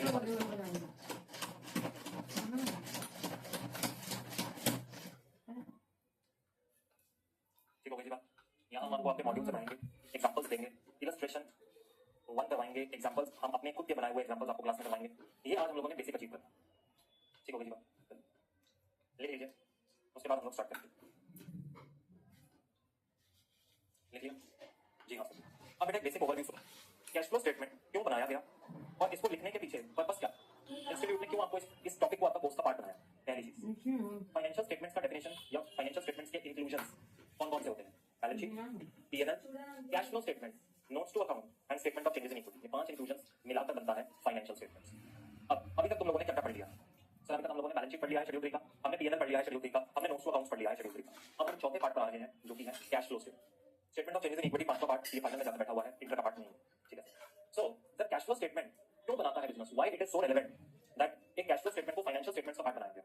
समझिएगा, सुनिएगा बेटा। मैं आपके सामने एक सिंपल सा एग्जांपल रखूंगा और उस एग्जांपल को सुनते ही आपको समझ में आ जाएगा इस स्टेटमेंट का रेलेवेंस, ठीक। तो एग्जांपल कुछ इस प्रकार है, मैं ऋतुजा लिमिटेड का चार्टर्ड अकाउंटेंट हूं, सीए पेपर डन। मालिक कौन है, ऋतुजा। ऋतुजा ने मुझे कहा कि सर मेरे को पीएनएल बना कर दीजिए। मैंने कहा ओके जी, मैं आपको पीएनएल बना देता हूं ऋतुजा लिमिटेड का। मैंने पूरा पीएनएल बिल्ड किया, सारे इनकम लिखे, सारे एक्सपेंसेस लिखे, प्रॉफिट बिफोर टैक्स निकाला, टैक्स माइनस किया, प्रॉफिट आफ्टर टैक्स निकाला और ऋतुजा लिमिटेड को मैंने ये नंबर रिपोर्ट कर दिया कि ये रहा आपका नंबर। लेट्स सपोज चलो मैं यहां ले लेता हूं 10 लाख रुपए, मैं यहां ले लेता हूं इस नंबर को 10 लाख रुपए एज अ पॉजिटिव नंबर, मैंने ये ऋतुजा लिमिटेड को रिपोर्ट कर दिया। अब मेरे इस रिपोर्टेड नंबर पर मैनेजमेंट के डिसीजंस बेस हुए। ऋतुजा जो ओनर है इस कंपनी के, उन्होंने अपने पास डिसीजन लिया और डिसीजन लेते टाइम उन्होंने कहा कि हम एक कैपिटल इन्वेस्टमेंट अग्री कर रहे हैं ऑफ 8 लाख रुपीस। उन्होंने एक डिसीजन लिया that we are agreeing to a capital investment. Capital investment क्या चीज होती है, जब आप किसी कैपिटल प्रोजेक्ट में या किसी और कंपनी में अपने पास बोलते हैं कि मैं इतना इन्वेस्ट करने के लिए तैयार हूं, उसको बोला जाता है कैपिटल इन्वेस्टमेंट। इन्वेस्टमेंट के लिए तैयार हो गए 8 लाख। जैसे ही ये कैपिटल इन्वेस्टमेंट अग्री हुई, मैंने फोन मिलाया कैपिटल, मैंने कहा आपने ये कैपिटल इन्वेस्टमेंट कैसे अग्री करी? मैनेजमेंट ने कहा हमारी मर्जी। मैंने कहा सर बिल्कुल आपकी मर्जी है, मैं नहीं बोलूंगा बीच में, लेकिन आप मुझे ये तो बता सकते हैं मैं आपका कैपिटल अकाउंट हूं, ये 8 लाख रुपए आप लाएंगे कहां से? मैनेजमेंट को गुस्सा आया, मैनेजमेंट ने कहा कैसी कैसी बात करते हो सीए साहब, आप ही ने तो हमें कल हमारा प्रॉफिट निकाल कर दिया है 10 लाख रुपए का, यानी कि आप बोल रहे हो बिजनेस ने इस साल एक्स्ट्रा प्रॉफिट, मतलब कंपनी ने इस बार अपने कॉस्ट के ऊपर एक्स्ट्रा जो कमाया है वो 10 लाख रुपए है नेट, सारे एक्सपेंसेस को माइनस करके। तो आप ही ने तो कहा है हमने जो अपने पास जनरेट किया है प्रॉफिट वो 10 लाख रुपए का है, तो उसमें से हमने एग्री कर लिया आगे किसी अपनी पार्टी के साथ कि हम 8 लाख रुपए उनके धंधे में लगाएंगे। मैंने कहा सर मैनेजमेंट से बात कर रहा हूं, मैंने कहा सर आपने 8 लाख रुपए का कैपिटल इन्वेस्टमेंट एग्री किया, मुझे कोई दिक्कत नहीं है, आप एक बार मुझसे अपना कैश का स्टेटमेंट तो पूछ लेते, कैश का स्टेटस तो पूछ लेते। उन्होंने कहा क्या हुआ? मैंने कहा सर इस टाइम पर हालात ये हैं आपके बिजनेस में कि आपके डेटर्स पैसा देने के लिए तैयार नहीं है और आपके सप्लायर्स यानी जो आपके क्रेडिटर्स हैं वो सिर्फ और सिर्फ कैश पर ही मांग रहे हैं, वो इस टाइम आपको क्रेडिट नहीं दे। उसका कार्ड है का इसका कार्ड जब तक खोली ना नंबर जब तक कार्ड ढक्कन आप नहीं सिंपल देता भैया क्या कहना चाहते हैं? कार्ड नहीं था, वाइट था। जो पीएनएल वो आने का कार्ड रहा मैंने नहीं खोली थी, चाची लोग खोली थी, मैं देख ही नहीं। मुझे लगा कि दिया है देखा जाता है और मैंने कितना उसी सेव में किया बात और मेरे करने इनकम में आता है लगी। उसमें मेरा 100% से वो लोग कट उस दिन वो लोग चाची लोग की ना, मैंने वो कैश हो उसी या दिन से नहीं है। 100% कैश एक्सपेंसेस भी है तो भी वो एक्सपेंसेस आते हैं। मैं तो रात में नहीं दी, टैक्स में टैक्स को डब्बा पूरा। ऐड निकाल देता हूं प्रॉफिट आफ्टर टैक्स। 10 लाख रुपए जो मेरा पीएनएल मुझे दिखा रहा है, उसका मतलब ये कभी भी नहीं होता कि मेरे पास 10 लाख रुपए का कैश पड़ा हुआ है एक्स्ट्रा। सर आपने लगता है टॉप लेवल मैनेजमेंट को मैंने बोला, मैंने कहा सर ऐसा लगता है आपने गलत मीनिंग ले लिया पैट का। आपको लग गया पैट का मतलब है कि आपके पास एक्स्ट्रा रिसोर्सेज जनरेट हो गए हैं 10 लाख रुपए के जो आपके बैंक अकाउंट में पड़े हैं, जिसको उठाकर आप इन्वेस्ट कर सकते हो, जबकि पैट का ये मतलब बिल्कुल भी नहीं है। पैट का मतलब होता है जो आपने अपने कॉस्ट और अपने एक्सपेंसेस के ऊपर इनकम कमाए अप्रूवल सिस्टम पर, वो दिखाता है profit after tax, which is not necessarily kept in your bank account. ऐसा हो सकता है जब आप बैलेंस शीट बनाएं तो आपको ये जितना भी आपका प्रॉफिटेबिलिटी है वो सारा in the form of fixed asset और करंट एसेट्स के फॉर्म में इन्वेस्टेड दिखे। ऐसा हो सकता है कैश आपके पास एक महीने का भी ना हो, जीरो हो सकता है। मेल का है, मेल अभी पहली बात आप मुझसे नहीं करते। तो मैंने कहा टॉप लेवल मैनेजमेंट को आपने मुझसे एक बार बात की होती, मैं आपको बता देता हूं कि सर आपके पास कैश अवेलेबल नहीं है इन्वेस्टमेंट करने के लिए, आप जाकर सीधा कमिट कराए हैं अपने पास कि आप इन्वेस्टमेंट करेंगे 8 लाख रुपए की, जबकि आपकी कैश की स्टेटस इस टाइम पर बहुत कम तो भारी बन जाते यही से एक new generated top level management ने, जहां उन्होंने कहा कि ना ही हम सिर्फ पीएनएल बैलेंस शीट देखेंगे बल्कि आज के बाद से हम एक और स्पेशल स्टेटमेंट देखेंगे जिसको बोला जाएगा कैश फ्लो स्टेटमेंट, जो हमें हमारा कैश का total movement during this period वो बताएगा। टॉप लेवल मैनेजमेंट ने मांगा। अब बच्चा बैठा क्लास में कह रहा है अरे सर मैं सीधी सी बात है, कैश का भी स्टेटस जानना है ना। अब बचपन में पढ़ता है कैश अकाउंट कैश का स्टेटस बताता है, हो गया momo. Cash book cash account ये तो कैश का स्टेटस बताता है।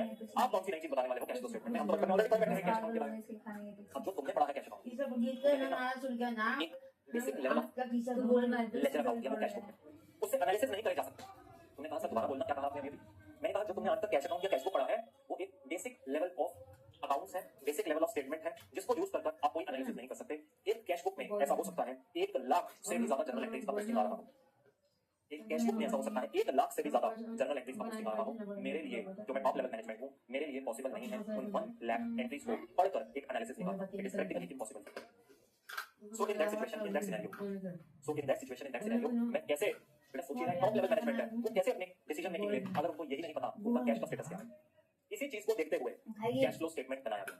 ये बनाया गया टॉप लेवल मैनेजमेंट और यूजर्स ऑफ फाइनेंशियल स्टेटमेंट के लिए, जिनको कहा गया कि अब उन 1 लाख एंट्रीज को जो आपके कैश अकाउंट में आ रही हैं उन्हीं को लिया जाएगा और सेपरेट हेड्स में क्लासिफाई किया जाएगा। क्या किया जाएगा? उन्हीं 1 लाख एंट्रीज को लिया जाएगा और सेपरेट हेड्स में क्लासिफिकेशन किया जाएगा। हेड्स कौन से रहेंगे? 3 हेड्स रहेंगे। एक रहेगा ऑपरेटिंग एक्टिविटी, अभी मैं शॉर्ट लिख रहा हूं बेटा, एक रहेगा इन्वेस्टिंग एक्टिविटी और एक रहेगा फाइनेंसिंग एक्टिविटी। इन सबका डिटेल वर्जन बेटा आपके ओवरव्यू सुनिए क्यों बनाया गया, क्या पर्पस है, किस तरीके से हमारी प्रॉब्लम को सॉल्व करता है। ठीक है, अब इसके अंदर 3 कैटेगरीज बनाए गए। 3 कैटेगरीज का मतलब क्या है? ऑपरेटिंग एक्टिविटी सबसे पहली कैटेगरी जिन्हें बोला गया जो भी मेरा ऑपरेशन से related normal course of business से रिलेटेड कैश का आना और कैश का जाना है वो यहाँ पर आएगा। जो भी मेरा नॉर्मल कोर्स ऑफ बिजनेस में एंट्रीज रहता है, और अब वो एंट्रीज बेटा अप्रूवल वाला नहीं, सिर्फ कैश वाला, सिर्फ कैश वाला। जो मेरे पास कैश सेल्स आया, जो डेटर से पैसा आया वो, और जो मैंने पेमेंट किया वो माइनस करते हुए मैं बोलूंगा कि मैंने अपने ऑपरेशन से कितना कैश कमाया या ऑपरेशन में कितना कैश गवाया। इसके अलावा 2 और एक्टिविटीज बनाई गई, इन्वेस्टिंग और फाइनेंसिंग। इन्वेस्टिंग एक्टिविटी बोलती है आपने ड्यूरिंग द पीरियड कितना पैसा इन्वेस्ट किया या अपने इन्वेस्टमेंट्स में से निकाला। वो इन्वेस्टमेंट्स फिक्स्ड एसेट का इन्वेस्टमेंट हो सकता है, शेयर्स का इन्वेस्टमेंट हो सकता है, डिबेंचर्स का इन्वेस्टमेंट हो सकता है, डिपॉजिट्स हो सकते हैं, लोन्स एडवांसेस हो सकते हैं। जो भी आपने इन्वेस्टमेंट किया ड्यूरिंग दिस पीरियड वो कितना था, ये सेकंड एक्टिविटी उसके बारे में बात करती है कि जो भी आपने अपने पास अपने एसेट्स या सिक्योरिटीज में पैसा लगाया है या उसमें से निकाला है, इन्वेस्ट किया है या फिर मैच्योर हुआ है, उसका कैश इनफ्लो और कैश आउटफ्लो सेकंड एक्टिविटी जज करती है। और थर्ड एक्टिविटी क्या जज करती है कि ड्यूरिंग दिस करंट पीरियड आपके शेयर कैपिटल में और आपकी लॉन्ग टर्म बोरोइंग्स में क्या बदलाव आए। आपने शेयर कैपिटल इशू करा या शेयर कैपिटल आपने प्रेफरेंशियल कैपिटल रेटिंग किया, आपने डिबेंचर इशू करे या डिबेंचर्स का रिडक्शन किया। वो कहता है कि फाइनेंसिंग एक्टिविटी आपको बताता है जो भी आपके बदलाव आए, change in composition of owners capital और बोरोइंग, जो भी आपका बदलाव आया है ये उसके बारे में बात करता है। इन 3 एक्टिविटीज को छोड़कर और कोई भी कैश का फोर्थ एक्टिविटी नहीं करता। देखो कैश कहाँ आए से आएगा, कहाँ जाएगा, सोचने की कोशिश करो, इंडिपेंडेंटली अपना दिमाग लगाओ। एक मेरा कैश का इनफ्लो आउटफ्लो मेरे ऑपरेशंस में रहेगा, sale, purchase, payment of expenses, cash received from debtors, एक इसमें रहेगा। दूसरा मेरे कैश का इनफ्लो आउटफ्लो कहाँ रहेगा, मेरे इन्वेस्टिंग एक्टिविटी यानी मेरे एसेट साइड पर रहेगा। मेरे फिक्स्ड एसेट में पैसा लगाया, इन्वेस्टमेंट में पैसा लगाया, इन्वेस्टमेंट से पैसा निकाला, फिक्स्ड एसेट्स को देखा, दूसरा कहाँ रहेगा। तीसरा कहाँ रहेगा, मेरे पास मेरी लायबिलिटी में इक्विटी और मेरे बोरोइंग्स।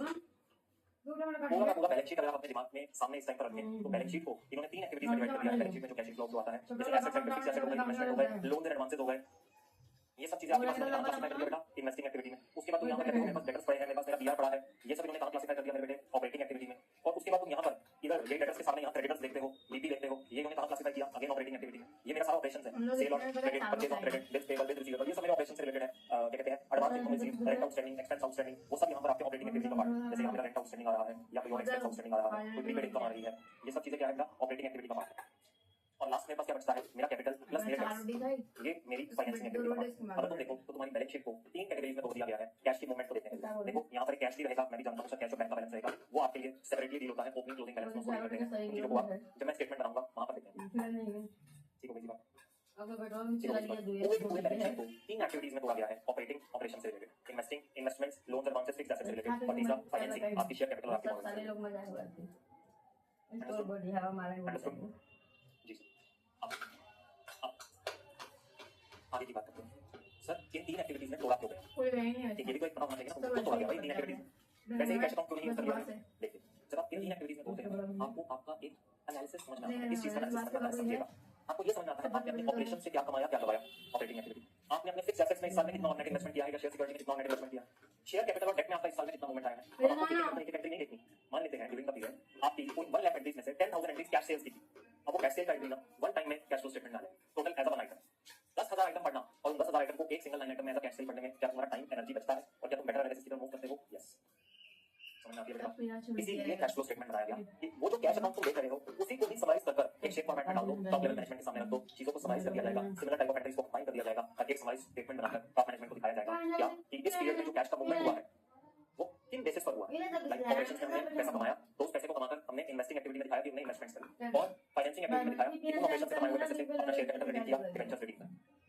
तो तुम पूरा साइकिल समझ रहे हो कि वो क्या दिखाना चाहते हैं ऑपरेशन से जो कमाया या जो गवाया अब उसका नेट इफेक्ट मेरे इन्वेस्टमेंट्स और मेरी कैपिटल पर क्या पड़ रहा है और इस पूरी साइकिल को पूरा करते हुए एक चीज ओवरऑल में निकल कर आएगी ड्यूरिंग द पीरियड मेरे पूरे साल में कैश का मूवमेंट कैसा रहा है कहां से आया है कैश कहां को गया है कैश काम ना है समझ में आएगी बात बिल का बिजमा है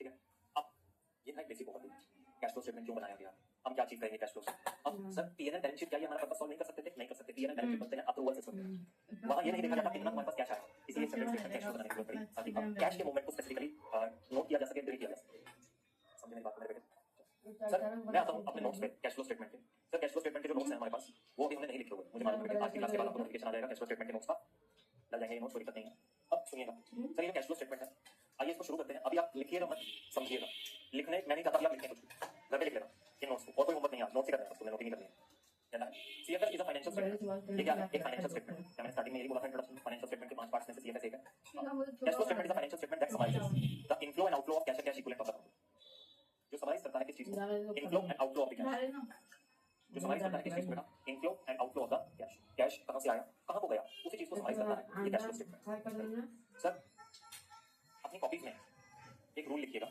जो बच्चा कैश फ्लो स्टेटमेंट में 100% मार्क्स स्कोर करना चाहता है वो ये थंब रूल लिखो पहला थंब लेकिन जब मैं चैप्टर खत्म करूंगा ना तब यही दो थंब रूल होंगे और यही तुम होगे और यही मैं होगा तो होगे सर पूरा कैश फ्लो स्टेटमेंट इन दो थंब रूल्स में समराइज हो जाएगा ये अपनी क्लास के बनाए हुए थंब रूल रखना ठीक है ओनली फॉर क्लास देखिए जो जो कैश अकाउंट में जाएगा हाँ यही था वो कैश फ्लो स्टेटमेंट में आएगा दूसरा सारे रिश्तेदार इकट्ठे बैठेंगे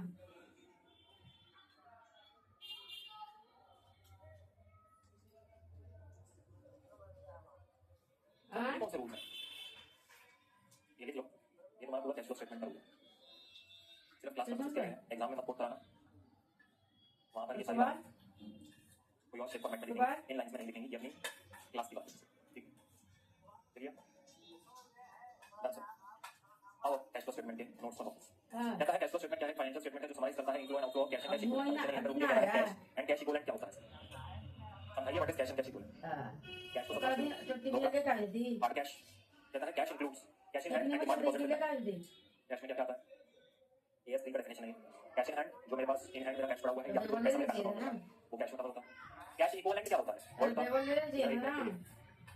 इस वर्ड का जरा 1 मिनट लीजिए without reading anything that is written है कैश इक्विवेलेंट मतलब इक्वल कैश के बराबर कुछ कैश इक्विवेलेंट कैश इक्विवेलेंट मतलब कैश के बराबर कुछ तो कह रहा है ये स्त्री बताएगा खाए नहीं ना जिनको कैश के बराबर करना चाहता है जिनको वो रियल कैश ना भी होते हुए उनको कैश ही मान लिया जाए पढ़िएगा क्या है short term cash equivalent क्या होते हैं short term highly liquid investments that are readily convertible into known amounts of cash and which are subject to insignificant risk of change in value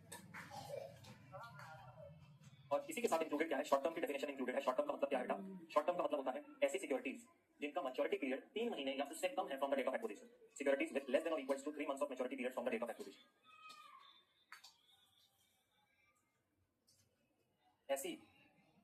ऐसी सिक्योरिटीज जिनका टर्म जो है that is less than और equal to 3 months जिनका maturity period जो है that is less than और equal to 3 months from the date of acquisition अभी सब समझाऊंगा पहले कैश इक्विवेलेंट को समझो क्या होता है cash equivalent short term investments को कवर किया जाता है, like investments in government bonds with the maturity of 3 months। Government bonds में मैंने पैसा लगाया, investment in government bonds having maturity in 3 months। अब ये शॉर्ट टर्म इन्वेस्टमेंट है। अब एक बच्चा उठेगा क्लास में और बोलेगा सर मैं तो शेड्यूल 3 पढ़ रहा हूँ, शॉर्ट टर्म इन्वेस्टमेंट्स के लिए अलग से एक हेडर होता था करंट एसेट। जब मैं करंट एसेट पढ़ता था ना तो मेरे को वहां पर सर ने पढ़ाया है करंट इन्वेस्टमेंट्स के नाम से एक हेडर दिखता था। तो सर ये जो इन्वेस्टमेंट आ रही है इन्वेस्टमेंट इन गवर्नमेंट सिक्योरिटीज, ये तो मेरी करंट इन्वेस्टमेंट में जाएगी ना सर, नीचे कैश और कैश इक्विवेलेंट का हेडर होता है उसमें थोड़ी ना जाएगी। अब प्लीज फोकस करिएगा, जो आपने शेड्यूल 3 में पढ़ा है पीएनएल बैलेंस शीट का फॉर्मेट, उसके प्रोविजंस अलग हैं, और जो आप एएस 3 में पढ़ रहे हैं cash flow statements accounting standard 3 पढ़ रहे हैं, इसके प्रोविजंस अलग हैं कैश एंड कैश इक्विवेलेंट को लेकर। तो जब मैं कैश फ्लो स्टेटमेंट बनाता हूं ना बेटा, तो जो मेरा शॉर्ट टर्म इन्वेस्टमेंट होता है जिसका मैच्योरिटी पीरियड मैं कह रहा हूं 3 months है और अदर कंडीशन भी सेटिस्फाई कर रहा है जो भी मैं बताऊंगा, तो उसको मैं करंट इन्वेस्टमेंट ना बोलकर कैश इक्विवेलेंट बोलता हूं। सर ऐसा क्यों किया जाता है, फीचर्स पढ़ो तुम्हें खुद ब खुद समझ आएगा। सर ये कैश इक्विवेलेंट किसको बोला गया, कैश के बराबर वो वाली इन्वेस्टमेंट होती है जो शॉर्ट टर्म है और हाईली लिक्विड इन्वेस्टमेंट है। हाईली लिक्विड माने जिसको आज तुम मार्केट में जाओगे ना तो इमीडिएटली तुम उसको लिक्विड कर सकते हो। लिक्विड करने का मतलब ये होता है कि तुम उसको कैश में कन्वर्ट कर सकते हो। या शॉर्ट टर्म पहली चीज उनका मैच्योरिटी 3 महीने के अंदर है। दूसरी बात अगर तुम्हें 3 महीने नहीं रुकना तो जिस दिन तुमको कैश की जरूरत पड़ेगी ना तो मार्केट में जाके इन्वेस्टमेंट्स को बेच सकते हो फटाफट। Short term highly liquid investments. तीसरी बात they are readily convertible into known amount of cash. They are readily convertible into known amount of cash. इस बात का मतलब क्या होता है, ये ऐसी इन्वेस्टमेंट्स हैं जिनको मैं जब चाहूं फटाक से अपने पास कन्वर्ट कर सकता हूं known amount of cash.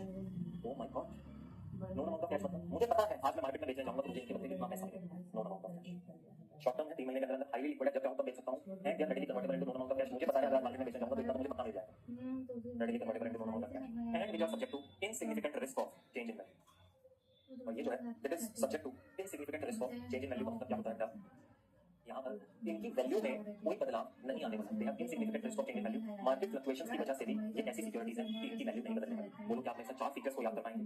Cash equivalent कौन बनेगा जो ये 4 फीचर्स को सेटिस्फाई कराएगा? जैसे एक मैंने तुम्हारे सामने नाम लिखा है गवर्नमेंट बॉन्ड्स।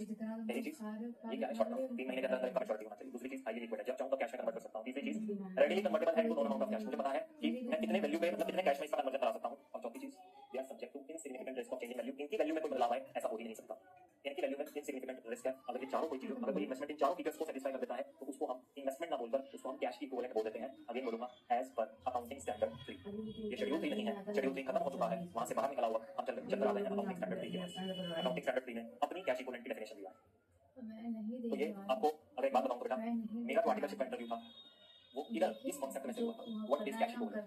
तो ये एक ऐसा कॉन्सेप्ट है जो मेरे दिल के बड़े करीब है। मैं जब बिग 4 में जब प्लेसमेंट के लिए गया तो एएस 3 और स्पेसिफिकली कैश इक्विवेलेंट एक ऐसा टॉपिक था जहां से डिटेल क्वेश्चंस मुझसे पूछे गए। इसी चीज की नॉलेज ने मुझे बिग 4 में आर्टिकलशिप दिलाई थी। लेकिन नेवर नो कौन सा टॉपिक कौन सा अंडरस्टैंडिंग आपको कहां ले जाए। हर एक चीज हम आपको डिटेल में एग्जांपल पढ़ा रहे हैं। आप अपने पास इन चीजों को जरूर अपने पास कहीं ना कहीं अपने नॉलेज के पिटारे में जमा कर रखें। नॉलेज कभी व्यर्थ नहीं जाती। चलिए दूसरा एग्जांपल आपको दिखता है, एक जो क्वेश्चन लिखे हैं वो मार्केटेबल सिक्योरिटीज के नाम से लिखे हैं। मार्केटेबल सिक्योरिटीज ये कौन सी सिक्योरिटी होती है sir? Marketable investment marketable security ये ऐसी सिक्योरिटीज है जो इजीली दिख जाएंगी मार्केट में। मार्केटेबल सिक्योरिटीज ऐसी ही कुछ government securities marketable securities government bonds, इन्हीं को एएस 3 ने क्या बोला, कैश इक्विवेलेंट। तो अभी तक हम लोगों ने क्या पढ़ा है, अभी तक हमने पढ़ा है कैश फ्लो स्टेटमेंट क्या होता है बेटा। एक फाइनेंशियल स्टेटमेंट होता है जो इनफ्लो आउटफ्लो कैश को बताता है। कैश एंड कैश इक्विवेलेंट के बारे में बताता है। कैश क्या होता है, मेरा ready cash cash in hand और बैंक में जो पैसा पड़ा है demand deposit bank. Cash equivalent क्या होता है, short term highly liquid investments that are readily convertible into known amount of cash and which are subject to insignificant risk of change in value. इसको बोला जाता है कैश इक्विवेलेंट, इसको बोला जाता है कैश इक्विवेलेंट। ठीक होगी बात। आगे classification of cash flow activities. जो क्लासिफिकेशन है कैश फ्लो की एक्टिविटीज का क्या है, 3 एक्टिविटीज हैं, मैं आपको ऑलरेडी बता चुका हूं। Operating, investing, financing. अभी तक बस इंट्रोडक्शन दिया था, अब इसकी गहराइयों में जाएंगे। Classification of cash flow activities, operating activity, investing activity, financing activity. Operating activities कौन सी होती हैं? प्रिंसिपल रेवेन्यू जनरेटिंग एक्टिविटीज, जो आपको कहता है मेरे नॉर्मल कोर्स ऑफ बिजनेस में क्या काम कर रहा हूं उससे रिलेटेड एक्टिविटीज, सेल परचेज वो सारा कैश का इनफ्लो ऑपरेटिंग एक्टिविटी में कवर होता है। दूसरा आता है related investing activity. Investing activity का मतलब क्या होता है, जो मेरा acquisition and disposal of long term assets and other investments रहता है उसको अपन बोलते हैं इन्वेस्टिंग एक्टिविटी। यानी कि जो मैं आपको बोल रहा था फिक्स्ड एसेट्स को खरीदा बेचा, इन्वेस्टमेंट इन शेयर सिक्योरिटीज हमने वो खरीदे या उनको बेचे, तो ये क्या है लॉन्ग टर्म एसेट्स या अदर इन्वेस्टमेंट्स का एक्विजिशन या डिस्पोजल, खरीदा या बेचा, दोनों इन्वेस्टिंग आता है। फाइनेंसिंग में क्या आता है, change in the size and composition of owners capital and borrowing, मतलब कैपिटल और डेट, मतलब कैपिटल और डेट, मतलब कैपिटल और डेट की बात कर रहा है यहाँ पर। अगर उसमें कोई बदलाव आता है शेयर कैपिटल या डेट्स में, लॉन्ग टर्म डेट्स में, वो लॉन्ग टर्म हो या शॉर्ट टर्म डेट हो, वो फाइनेंसिंग एक्टिविटी में कवर है।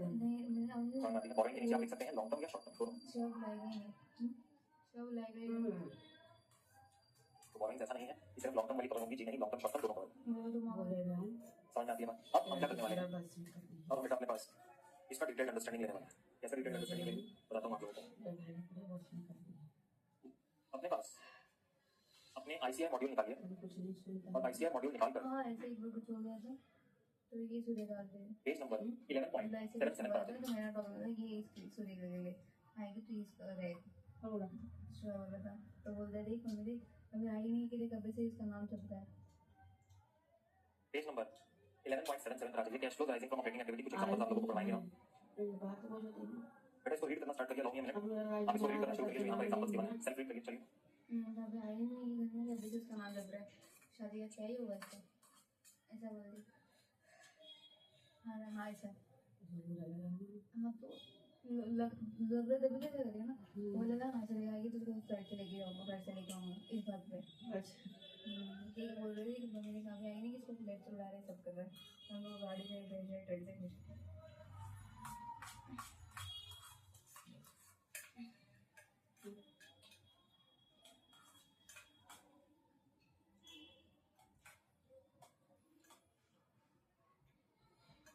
फ्लैट में हमारी जगह फ्लैट सभी कपड़ा भी चाहिए फ्लाइट से एड्रेस पहनते नहीं है क्या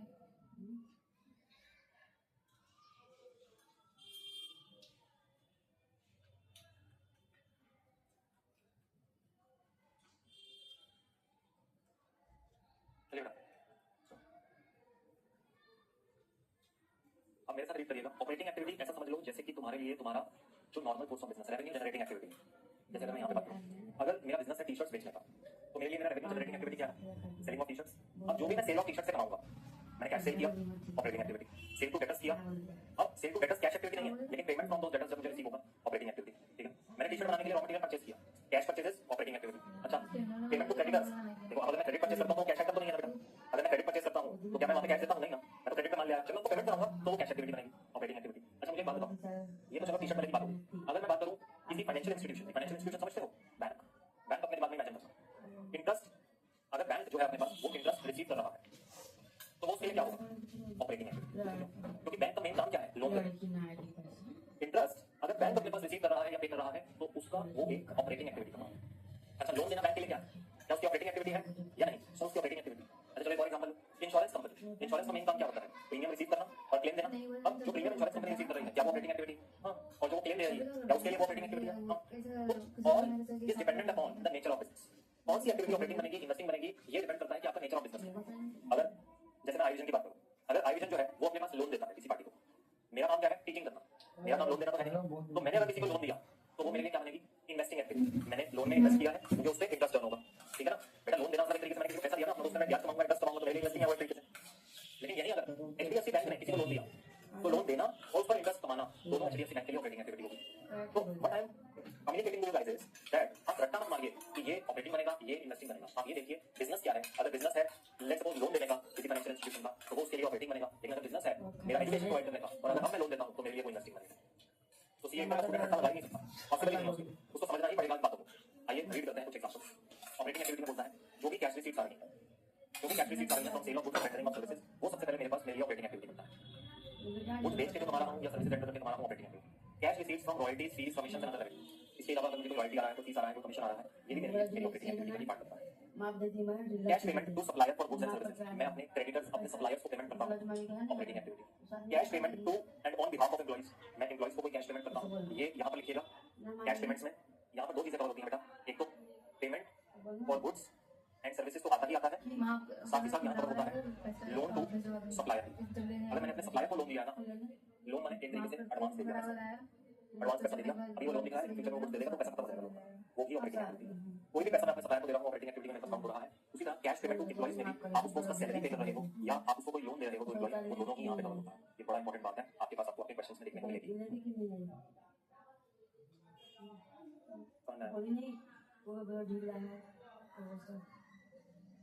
आगे होता है कोई भी कैश रिसीव या पेमेंट अगर हो रहा है of an insurance entity for premium और claims annuities and other policy benefits, मैंने अभी समझाया। एक इंश्योरेंस एंटिटी, एक इंश्योरेंस कंपनी के लिए प्रीमियम आना या क्लेम देना दोनों ऑपरेटिंग एक्टिविटी होती है। उसका मेन काम ही वही है ना बेटा। अच्छा पॉइंट में पढ़ो क्या लिखा है? कैश पेमेंट्स और refund of income taxes unless they can be specifically identified with financing and investing activity को बोल रहा है। ध्यान से पढ़िए क्या है, जो भी आपने कैश पेमेंट किया है या कैश आपको रिफंड मिला है फॉर इनकम टैक्सेस, इसको लिख दीजिए relating to business income.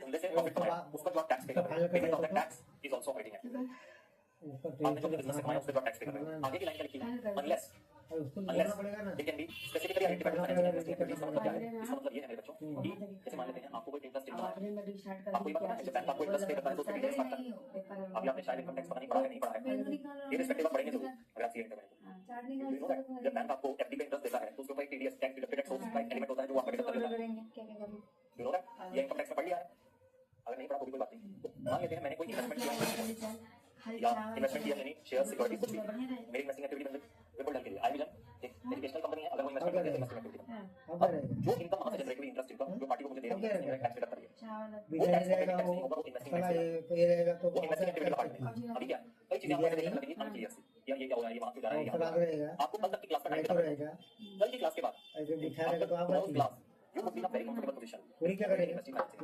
Discussion करते हैं जैसा शेड्यूल में डिटेल किया था वैसे ही अगर ये समझ में आ गया प्रैक्टिकल क्वेश्चन हो जाएगा ये नहीं आया प्रैक्टिकल क्वेश्चन कभी नहीं करता हूं तो हम इस पे टाइम तो बोल रहा है जी आपके पास अगर कोई इनकम टैक्स का पेमेंट है अगर आपके पास कोई इनकम टैक्स का पेमेंट है रिलेटेड टू तो वो आपकी ऑपरेटिंग एक्टिविटी का पार्ट बनेगा और अगर आपके पास वो टैक्स आपने पे किया है किसी इन्वेस्टिंग फाइनेंसिंग एक्टिविटी पे तो आपकी उसी एक्टिविटी का पार्ट बनेगा जिससे वो रिलेट करता है आगे देखिए आगे क्या है कैश रिसीट्स और cash payments relating to future contracts forward contracts option contracts swap contracts ये सब नाम आप लोगों ने सब्जी क्या रहेगा शेयर बाजार में सुने होंगे स्टॉक मार्केट बिरयानी तो सब्जी रहेगा when the contracts are held for dealing or trading बेच purposes फ्लो में फिर पूरी पूरी नहीं रहता सिर्फ बेच फ्लो रहेगा फिर कुछ नहीं रहेगा बेच फ्लो में पापड़ रहेगा वो सब is for sale and purchase of securities पूरी से नहीं देता जो भी कैश रिसीट आ रहा है जो आप कैश पेमेंट कर रहे हो जो भी कैश रिसीट आ रहा है जो भी आप कैश पेमेंट कर रहे हो रिलेटिंग टू एनी शेयर्स और सिक्योरिटीज उसमें आता है forward contract option contract swap contract हम उसके लिए आपको नहीं जानना चाहते हैं फाइनेंशियल मैनेजमेंट वाले सब बताएंगे या सीए फाइनल में जाकर स्ट्रेटेजिक फाइनेंशियल मैनेजमेंट में पढ़ोगे अभी ये क्या होते हैं शेयर बाजार के कौन से कॉन्ट्रैक्ट्स हैं जो बच्चा डील करता है स्टॉक मार्केट में UT well with this contract जिनको नहीं पता वो ये समझ लीजिए सेल परचेज ऑफ शेयर्स ही हो रहा है सेल परचेज ऑफ शेयर्स ही हो रहा है इतना बहुत है बस अगर सेल परचेज का share cell purchase of share अगर आपके लिए आपकी एक बोलते हैं ना आपका धंधा ही वही है बिजनेस ही वही है सेल परचेज ऑफ शेयर तो इन दैट सिनेरियो जो भी कैश आएगा या कैश जाएगा वो आपकी ऑपरेटिंग एक्टिविटी का पार्ट बनेगा cash receipt and cash payment related to future contract forward contract option contract या swap contract sale purchase of share if that is your business then it will form part of your operating activity और अगर आपका business जैसा आईविजन की बात करता हूं education का है और मैं अगर सेल परचेज ऑफ सिक्योरिटीज करता हूं उससे मेरे को जो कैश आता है या कैश जाता है वो मेरे लिए इन्वेस्टिंग एक्टिविटी का पार्ट है अभी मैं इन्वेस्टिंग एक्टिविटी बनाऊंगा ना वहां पे देखना ये पॉइंट आएगा ये दो पॉइंट आगे और पढ़ लो फिर इन्वेस्टिंग में ये वाला पॉइंट दिखाऊंगा वहां पे अगर आपका बिजनेस नहीं है सेल परचेज ऑफ सिक्योरिटीज का अगर आपको फिर भी कोई सेल परचेज ऑफ सिक्योरिटीज से कैश आता है आपने वन टाइम ट्रांजैक्शन कर दिया जैसे मैंने रिलायंस के शेयर में पैसा लगा दिया मेरा काम है एजुकेशन देना पढ़ाई करवाना बच्चों की I am tutor I am educator और मैं उठाकर शेयर बाजार में पैसे लगा रहा हूं वो मेरे लिए इन्वेस्टिंग एक्टिविटी वो मेरा मेन बिजनेस नहीं हां बोलिए ना लेकिन अगर मैं यही बात करूं मेरे भाई की जो ब्रोकर है जिसका काम ही यही है सेल परचेज ऑफ सिक्योरिटीज का वो अगर कोई कैश रिसीव करता है कैश पे करता है सेल परचेज ऑफ सिक्योरिटी में उसके लिए उसकी मेन रेवेन्यू जनरेटिंग एक्टिविटी है ऑपरेटिंग एक्टिविटी अभी ये लिखा है cash flow rising from purchase and sale of dealing और ट्रेडिंग सिक्योरिटीज सेम पॉइंट है ऊपर वाला जो समझाया cash advances and loans that are made by financial institutions since they relate to their main revenue producing activity यानी example लिख सकते हैं लोन गिवन बाय बैंक अब एक बैंक की अगर बात करें फाइनेंशियल इंस्टीट्यूशन की अगर बात करें वो कहता है लोन देना या लेना एक फाइनेंशियल इंस्टीट्यूशन के लिए उसका रेगुलर कोर्स ऑफ बिजनेस का पार्ट है जैसे एचडीएफसी बैंक की अगर बात करो तो वो रेगुलर बेसिस पर लोगों को लोन दे रहा है और लोगों से डिपॉजिट ले भी रहा है तो उनके लिए लोन देना एक क्या होगा ऑपरेटिंग एक्टिविटी अगर आई विजन एजुकेशन सेक्टर में काम करते हुए लोन देता है हमारे लिए लोन देना क्या होगा इन्वेस्टिंग एक्टिविटी मेरा काम नहीं है लोन देने का लेकिन फिर भी मैं लोन दे रहा हूं वो मेरे लिए क्या होगा इन्वेस्टिंग बात समझ में अब देखो इन सब का ना ये जो तीनों पॉइंटर्स अभी मैंने बताया GHI इसका एक रिवर्स वर्जन जब वो कहेगा अभी तक उसने कहा था अगर ट्रेडिंग और डीलिंग आपका काम है तो आपके लिए वो ऑपरेटिंग एक्टिविटी बनेगी आगे जाके इन्वेस्टिंग बोलेगा ट्रेडिंग और डीलिंग आपका काम नहीं है सिक्योरिटीज तो अगर आपको कैश रिसीट या कैश पेमेंट होता है रिलेटेड टू शेयर सिक्योरिटी वो इन्वेस्टिंग का पार्ट होगा अगले पेज पे आओ इन्वेस्टिंग एक्टिविटी लिखा हुआ है अगले पेज पे इन्वेस्टिंग एक्टिविटी लिखा है यहां देखो एग्जांपल्स में ये देखो जी पॉइंट क्या बोलता है cash payment for future contracts forward contracts option contracts and swap contracts except when the contracts are held for dealing or trading purposes or the payments are classified as investing activity financing activity sorry यहाँ पर क्या लिखा है कि अगर आपका business नहीं है except when the contracts are held for dealing or trading purposes यानी अगर आपका बिजनेस नहीं है इनमें डील करना और अगर आपको भी कोई कैश पेमेंट आप कर रहे हो फॉर सच कॉन्ट्रैक्ट तो वो आपकी इन्वेस्टिंग एक्टिविटी का पार्ट है इसका अगला पॉइंट भी सेम है बस कैश पेमेंट की जगह उसने कैश रिसीट्स नीचे लिख दिया वो इकट्ठे लिखा हुआ था पहले अभी हमने दो पॉइंट बना दिए कैश पेमेंट और रिसीट अगर आप करते हो कोई शेयर सिक्योरिटी के लिए तो वो इन्वेस्टिंग एक्टिविटी का पार्ट बनती है तब जब आपका उन शेयर सिक्योरिटी में डील करना बिजनेस नहीं वही except when the contracts are held for dealing or trading purposes समझे बेटे आगे देखो मैं तुम्हें और भी पढ़ाता हूँ पॉइंटर नंबर सी और पॉइंटर नंबर डी पढ़ो जो मैं अभी और बता रहा था और किया होगा कहता है कैश पेमेंट और नीचे कैश रिसीट लिखा है बाकी पॉइंट सेम है cash payment to acquire equity और debt instruments of other entities and interest in joint ventures other than the payments for those instruments considered to be cash equivalent और those held for trading और dealing अगर मेरा business है ना धंधा है पैसा लगाना तो वो इन्वेस्टिंग का पार्ट नहीं बनेगा एक्सेप्ट फॉर अदर देन अगर वो मेरा धंधा नहीं है नीचे भी सेम बात लिखी है cash receipt from sale of equity और debt instruments of other entities and interest in joint ventures other than those that are held for dealing और ट्रेडिंग पर्पसेस मतलब वो मेरा धंधा नहीं है शेयर्स को बेचना मेरा धंधा नहीं है, शेयर्स को खरीदना। अगर फिर भी मैंने शेयर्स में कोई इन्वेस्टमेंट किया, कैश इनफ्लो तो हुआ, तो वो इन्वेस्टिंग एक्टिविटी का पार्ट है। और क्या इन्वेस्टिंग एक्टिविटी का पार्ट होता है? Any cash payments to acquire fixed assets including intangible asset भी खरीदा, वो investing activity. These payment include those relating to capitalised research and development cost and unstructured fixed assets. मतलब क्या बोल रहा है आगे के अकाउंटिंग स्टैंडर्ड्स का कॉन्सेप्ट है। इनटैंजिबल एसेट्स अगर आप खुद डेवलप कर रहे हो या फिक्स्ड एसेट्स आप खुद बना रहे हो, तो भी जो कैश आउटफ्लो हो रहा है वो आपका इन्वेस्टिंग एक्टिविटी का पार्ट बनेगा। मतलब यहाँ लिख लो सेल्फ कंस्ट्रक्टेड एसेट्स और सेल्फ डेवलप्ड इंटैंजिबल एसेट्स। ये भी आपके पास आपकी इन्वेस्टिंग एक्टिविटी का पार्ट ही बनता है। नीचे किसी के सेल के बारे में लिखा है, ऊपर कैश पेमेंट है, नीचे cash received from sale of PP intangibles और अदर लॉन्ग टर्म एसेट्स। बस समझ आ रही है? मतलब तुम्हारे पास कोई भी फिक्स्ड एसेट या इन्वेस्टमेंट की बात करो तो फिक्स्ड एसेट में पैसा लगाना, उससे निकालना, इन्वेस्टमेंट में पैसा लगाना, उससे निकालना, वो सब इन्वेस्टिंग एक्टिविटी का पार्ट है, प्रोवाइडेड आपका धंधा नहीं होना चाहिए। अच्छा, अगर मैं बात करूं, आपने डीएलएफ का नाम सुना है? जो मेजर मेजर प्रोजेक्ट्स बनाते हैं, बिल्डिंग बनाते हैं एकदम लंबी चौड़ी 50-50 माले और उसको आगे बेचते हैं। डीएलएफ का नाम सुना हो, ईमार का नाम सुना हो, ये सब कौन सी कंपनियों के नाम है? ऐसी कंपनियों के नाम है जिनका धंधा है बिल्डिंग बनाना, फ्लैट्स बेचना, रेंट पर देना। अब जिनका काम ही यही है बिल्डिंग बनाना और उसको बेचना, मुझे बताओ उनके लिए वो क्या बन जाएगी? Operating activity. उनके लिए बिल्डिंग एक ऑपरेटिंग एक्टिविटी का पार्ट है, बिल्डिंग बनाना, उसको बेचना। लेकिन हमने अगर बिल्डिंग खरीदी या बेची, मान लीजिए इन्वेस्टिंग एक्टिविटी, क्योंकि मेरा बिजनेस नहीं है बिल्डिंग बनाना और बेचना। समझ रहे हो क्या मेरी बात है? आगे बोल रहा है कैश एडवांसेस और loans that are made to other parties. देखो आगे क्या बोल रहा है, अदर देन एडवांसेस और loans made by financial institutions. Investing activity में इसी का भाई ये पढ़ा था। Cash advances and loans made by financial institutions when they relate to their main revenue producing activity. मतलब बैंक ने अगर लोन दिया आपको ढल को, तो बैंक के लिए वो बनेगा उसका ऑपरेटिंग एक्टिविटी, और अगर आई विजन ने आपको लोन दिया तो वो आई विजन के लिए बनेगा उसका इन्वेस्टिंग एक्टिविटी। मतलब नेचर ऑफ बिजनेस पर एक्टिविटी का क्लासिफिकेशन डिपेंड करता है। Cash advances and loans made to other parties other than advances and loans made by financial institutions. और इसी के आगे लिखा है, इसी का ही part cash received from repayment of advances and loans. मतलब जब मैं पैसा वापस करूंगा आई विजन को, तो आई विजन के लिए वो इन्वेस्टिंग एक्टिविटी होगा, लेकिन जब मैं पैसा वापस करूंगा एचडीएफसी बैंक को, तो एचडीएफसी बैंक के लिए वो ऑपरेटिंग एक्टिविटी का पार्ट होगा। बस समझना है। So cash receipts from repayment of advances or loans made to other parties other than advances or loans of financial institutions. Investing भी समझना है, फाइनेंसिंग पेपर देख लीजिए ताकि आप घर पे रिवाइज कर पाएं। फाइनेंसिंग के कुछ एग्जांपल्स आपको दे रहे हैं। कहता है cash proceeds from issuing of shares और अदर इक्विटी इंस्ट्रूमेंट्स। मैंने इशू ऑफ इक्विटी शेयर्स है, उससे मुझे कोई कैश प्रोसीड आया, इन्वेस्टिंग एक्टिविटी। मैंने कोई डेट इंस्ट्रूमेंट्स इशू करे, उससे कोई कैश आया, ये देखो cash proceeds from issuing debentures, loans, notes, bonds, mortgages etcetera, short term हो या लॉन्ग टर्म हो, दोनों। अगेन वो मेरे लिए फाइनेंसिंग एक्टिविटी। अच्छा, मैंने इशू ऑफ इक्विटी शेयर्स किया था। अब अगर मैं let's suppose buyback of equity shares कर रहा हूं, बायबैक ऑफ इक्विटी शेयर्स आपके पोस्ट का पार्ट है, जब हम इक्विटी शेयर्स को वापस ले लेते हैं और कैश ले लेते हैं, या रिडेम्पशन ऑफ प्रेफरेंस शेयर्स कर रहा हूं, वो तो तुमने पढ़ा हुआ है ना, पैसा वापस कर रहा हूं शेयरहोल्डर्स। अगर पैसा लेना फाइनेंसिंग है तो पैसा वापस करना भी फाइनेंसिंग है। Cash payment to owners to acquire already in their entities. उसी तरह लेक्चर्स के लिए भी जब मैं वापस करूंगा उनका पैसा, cash payments of the amount borrowed वो दिया financing. Cash payment by lessee for the reduction of outstanding liability relating to finance lease. जो भी लेसी अपने फाइनेंस लीज के रिडक्शन के लिए पेमेंट कर रहा है, ये AS 19 की बात समझ आएगा बेटा, अभी आपको समझ आएगा। इसको छोड़ दीजिए, AS 19 की बात आपको पढ़ लेंगे ना तो आपको समझ आ जाएगी। ये बोलता है फाइनेंस लीज के केस में वहां पर जो आउटस्टैंडिंग पैसा होता है वो लोन की तरह ट्रीट होता है, एक बोरोइंग की तरह ट्रीट होता है, उस पे इंटरेस्ट लगता है और वो सारे एलिमेंट्स आते हैं। तो कहता है जो भी लेसी पेमेंट कर रहा है अपने फाइनेंस लीज ऑब्लिगेशन, वो पेमेंट को भी फाइनेंसिंग एक्टिविटी का पार्ट माने। आज के लिए हम इतना ही पढ़ेंगे। मैंने आपको बेसिक्स बताए हैं, ऑपरेटिंग क्या होता है, इन्वेस्टिंग क्या होता है और फाइनेंसिंग एक्टिविटी क्या होता है। मैं आप लोगों के लिए आज का ऊपर लिख देता हूँ। आज का ऊपर लिख देता हूँ। देखो जो ये हम रूल्स है ना दोनों, आज आप रिवाइज करके आओ, कल आपको इन हम रूल्स का मीनिंग समझाऊंगा ये क्या है, ठीक है ना? तो जरूर से रिवीजन करके आना है। सीएफएस का नोटिंग आप लोगों को करना है पूरा। सीएफएस का नोटिंग करना है आप लोगों को। देगी तो तेरे 2 दिन बना के दे देगा। हाँ, तेरे को कौन सा टाइम लगा के देगा वो? तुमको बनाने में टाइम लगेगा, ऑर्डर देगी 2 दिन 3 दिन बना के दे देगा। तो जरूरत नहीं है देने के लिए, छोड़ दे ना। एक आईपीएम क्वेश्चन नंबर 1 डाल रहा हूं, पीवाईक्यू है, पेज नंबर 232 पर है। एक बार रिवीजन करोगे सीएफएस का, उसके बाद ट्राई करना, नहीं होता मैं तो क्लास में करवा दूंगा, वैसे बहुत सिंपल है, हो जाएगा। ठीक है, चलिए आज के लिए बस इतना ही। हम कल तक मिलेंगे और मेहनत करने के लिए, हार्डवर्क करने के लिए, आगे बढ़ने के लिए। तब तक के लिए आप लोग मेहनत करते रहिए, खुश रहिए, ठीक होगी बात। Okay, bye bye, God bless you, all the best.